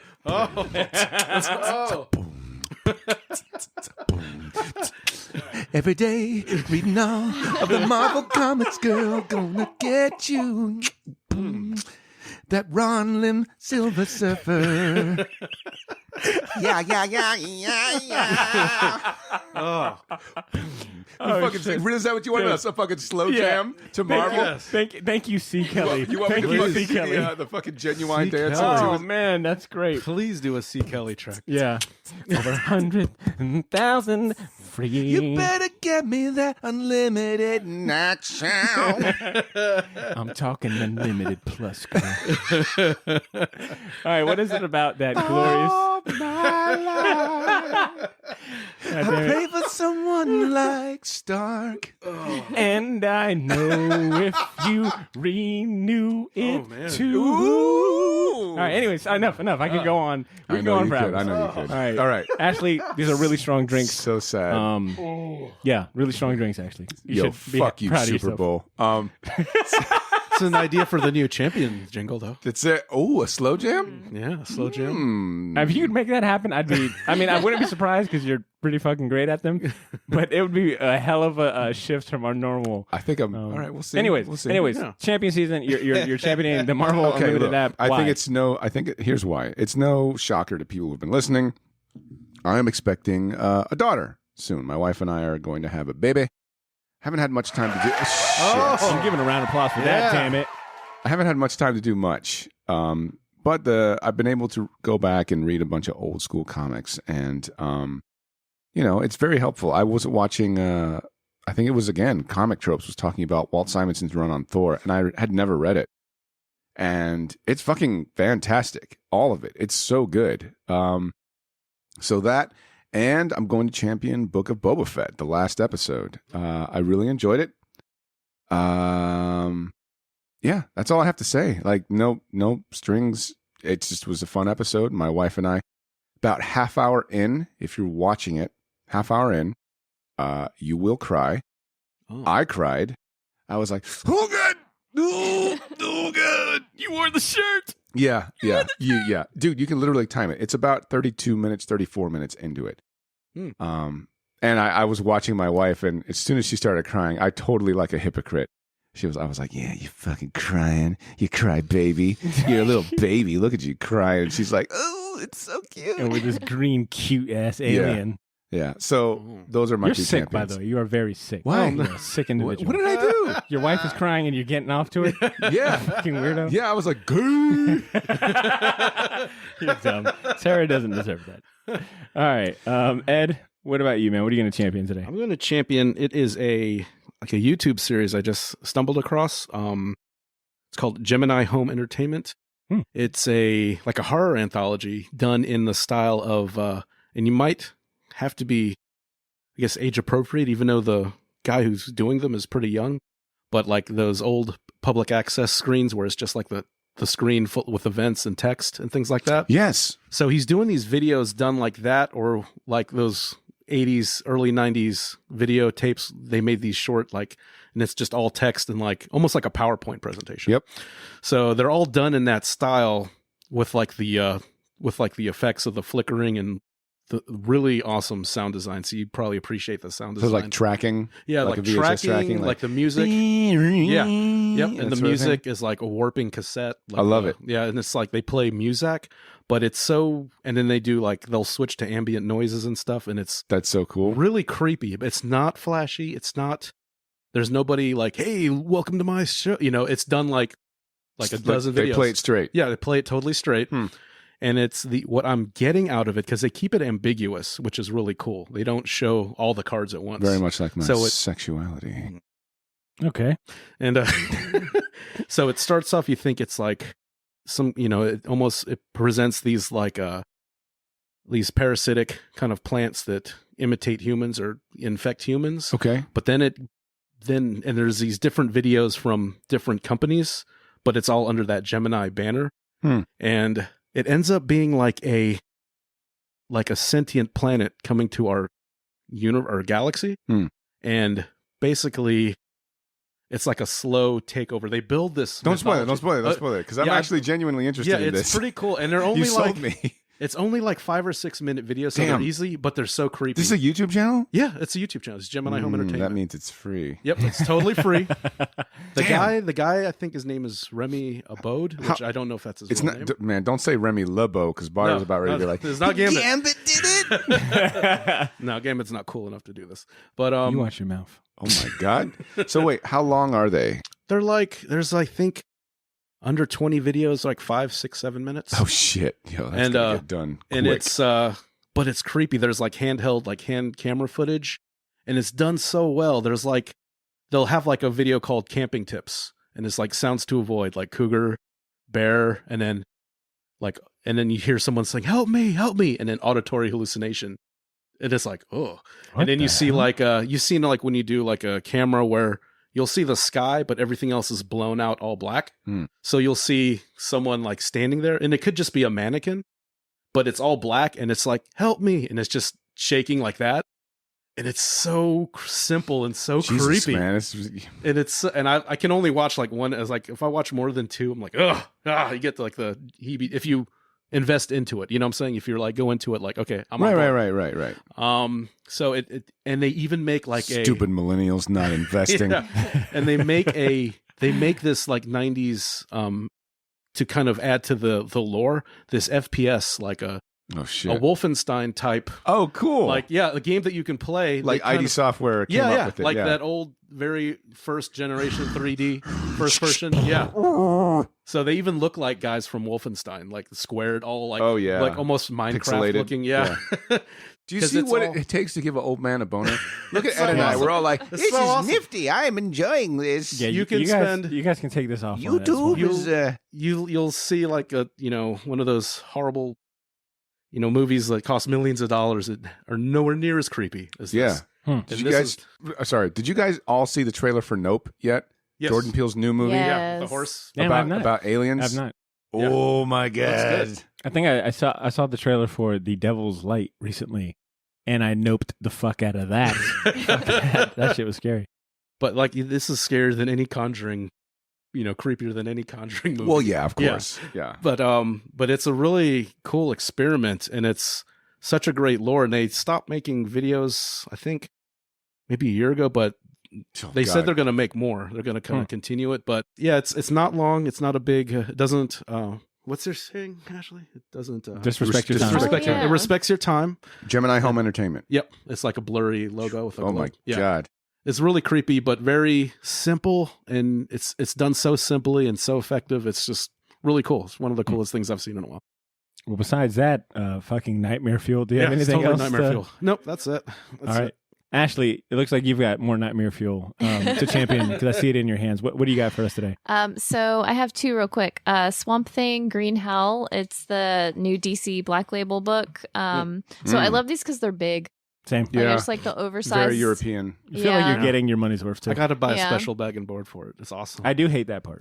Really, I just put mine on the bookshelf. She's So- like, I fucking laid my coffee on it. I don't give a shit. And I like Jeff Lemire as a writer. As much crap as I give him, I honestly really like him as a He's a great writer. writer. He's Man, it took- an amazing writer. It took all of these alcohol to get Ashley to say something nice about Jeff. If she says something nice about his art, then she's had too much. We have to Uber her home. Okay, all right. Make sure.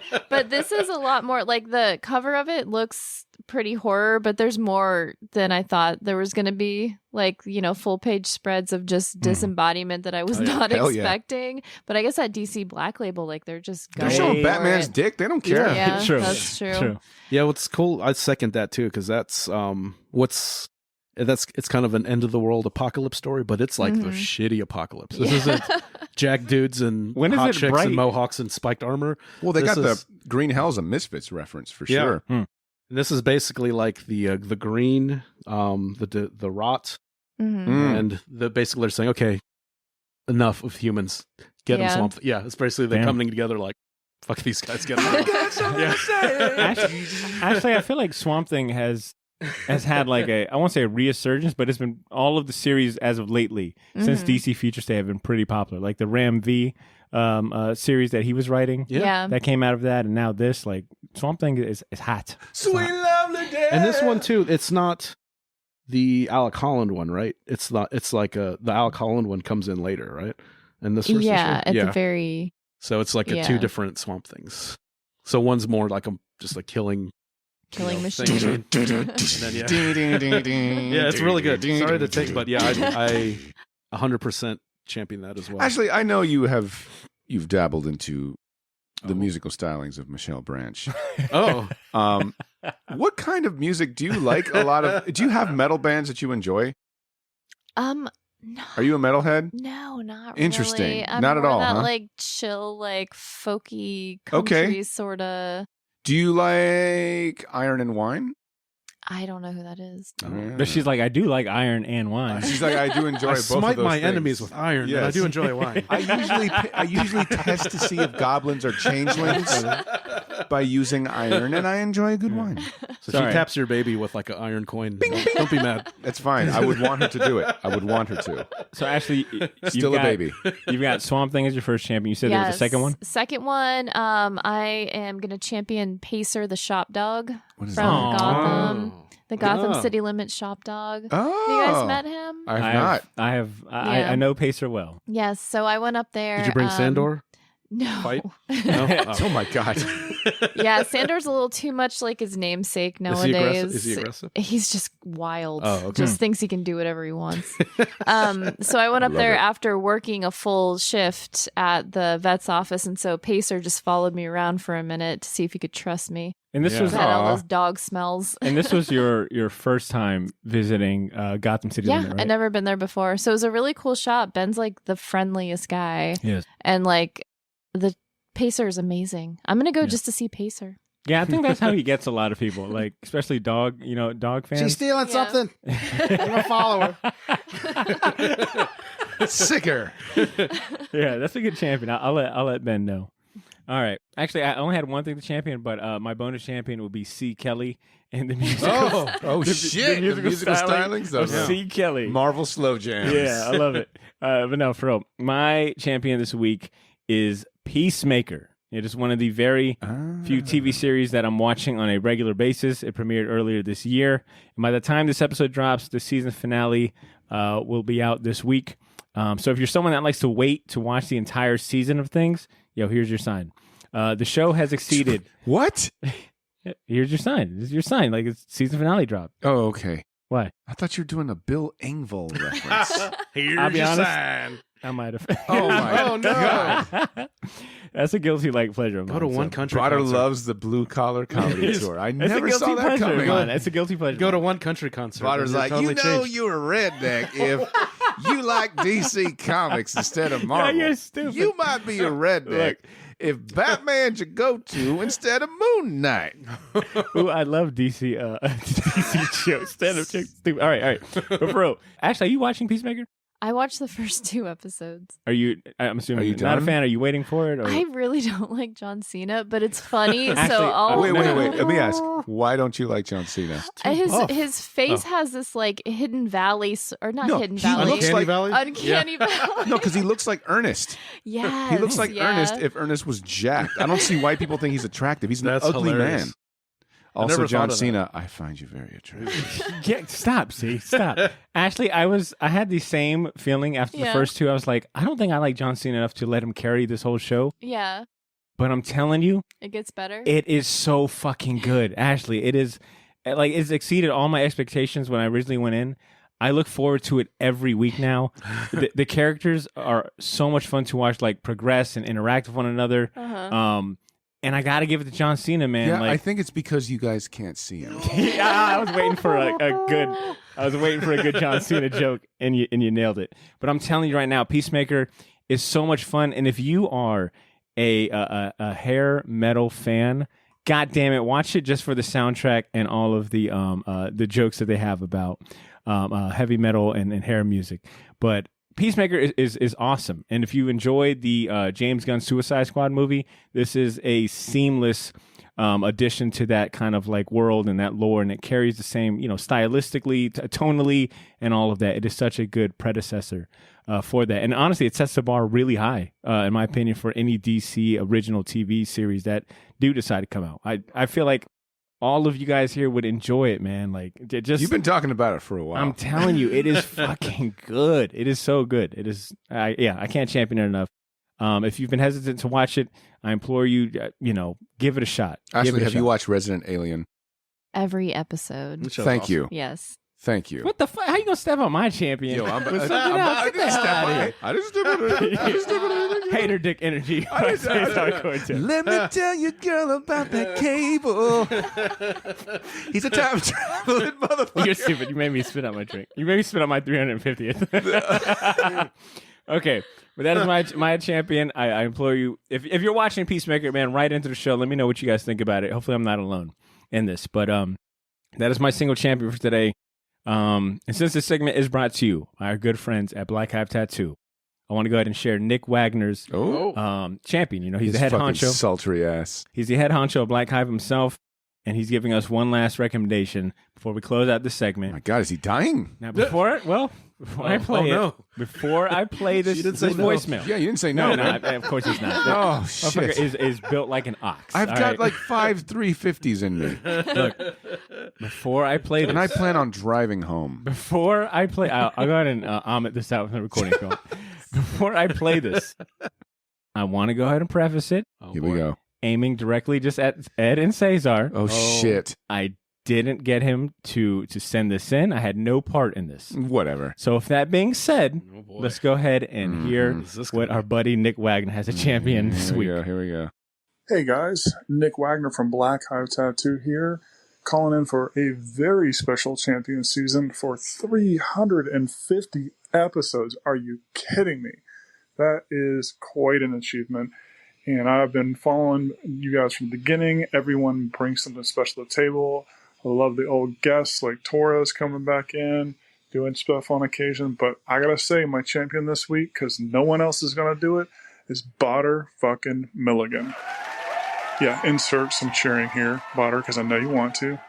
Listen, sorry, Cesar, Ed and Ashley, you guys are awesome. But without Botter, this thing would have not held together long enough for you to even get on it.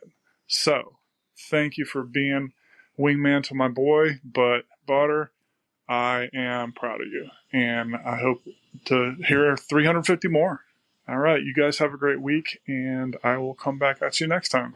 He knows what he's doing. Whack. Nick, Suck a butt. Potter wouldn't have a podcast without any of us. Any of us. You can't have a band with one band member. Oh, man. You know that. You play guitar. Give me that sweet hate. Yeah, Come on. Give me that I'm not giving you hate at all. Give me that You're sweet, a victim. Sweet play. You've been gaslit. Look, Nick is that teacher and only makes things. He's the teacher that makes things worse for the kid that gets beat up anyway. Oh, yeah. Please, for the love of God. Oh, you're about to soap party your ass. It's a soap party and you're invited. Well, Nick, this should come as no surprise, but I really appreciate your champion this week. Thank you so much for believing in the short box. Yes, the short box, which apparently only consists of Botter Milligan. Weak. This is all on you, Nick. I'm just taking it in. Enjoy it. But with that, my champion this week is. I'm about to. Oh no! Now I got to think of something for my man here. All right, fair enough. Well, with that, but I will do it when he is no longer a sponsor. Oh, thank you so much. See, that is probably the best gift you can give me. The gloves are off. Look, the gloves are officially off. Once you stop supporting the show with your encouragement and money.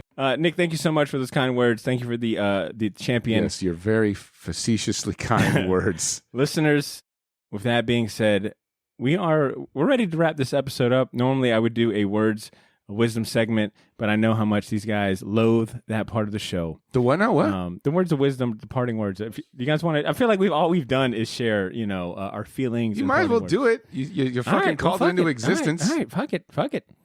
Ed, Ashley, C, I know you guys loathe this part of the show, but it's not loathe. It just seems always so forced.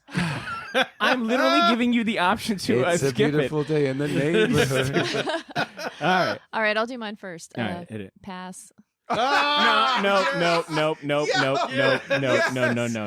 it's beautiful. You executed masterfully. You already passed. You already passed the question. One pass? That wasn't established. Look, it was. Like a G. Like a G. All right, that was gangster. Those little sunglasses came down. Yeah, the thug life with the joint sticking out her mouth.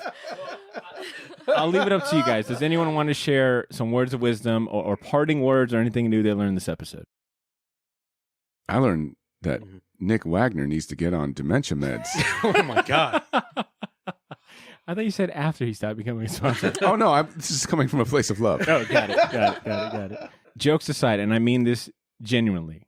All right, let me get this across. I know, see, you are ready to pounce on me. Oh God, for this one, but I want to highlight you guys, and I say this, no jokes, no ulterior motives, but I was thinking about this the other day.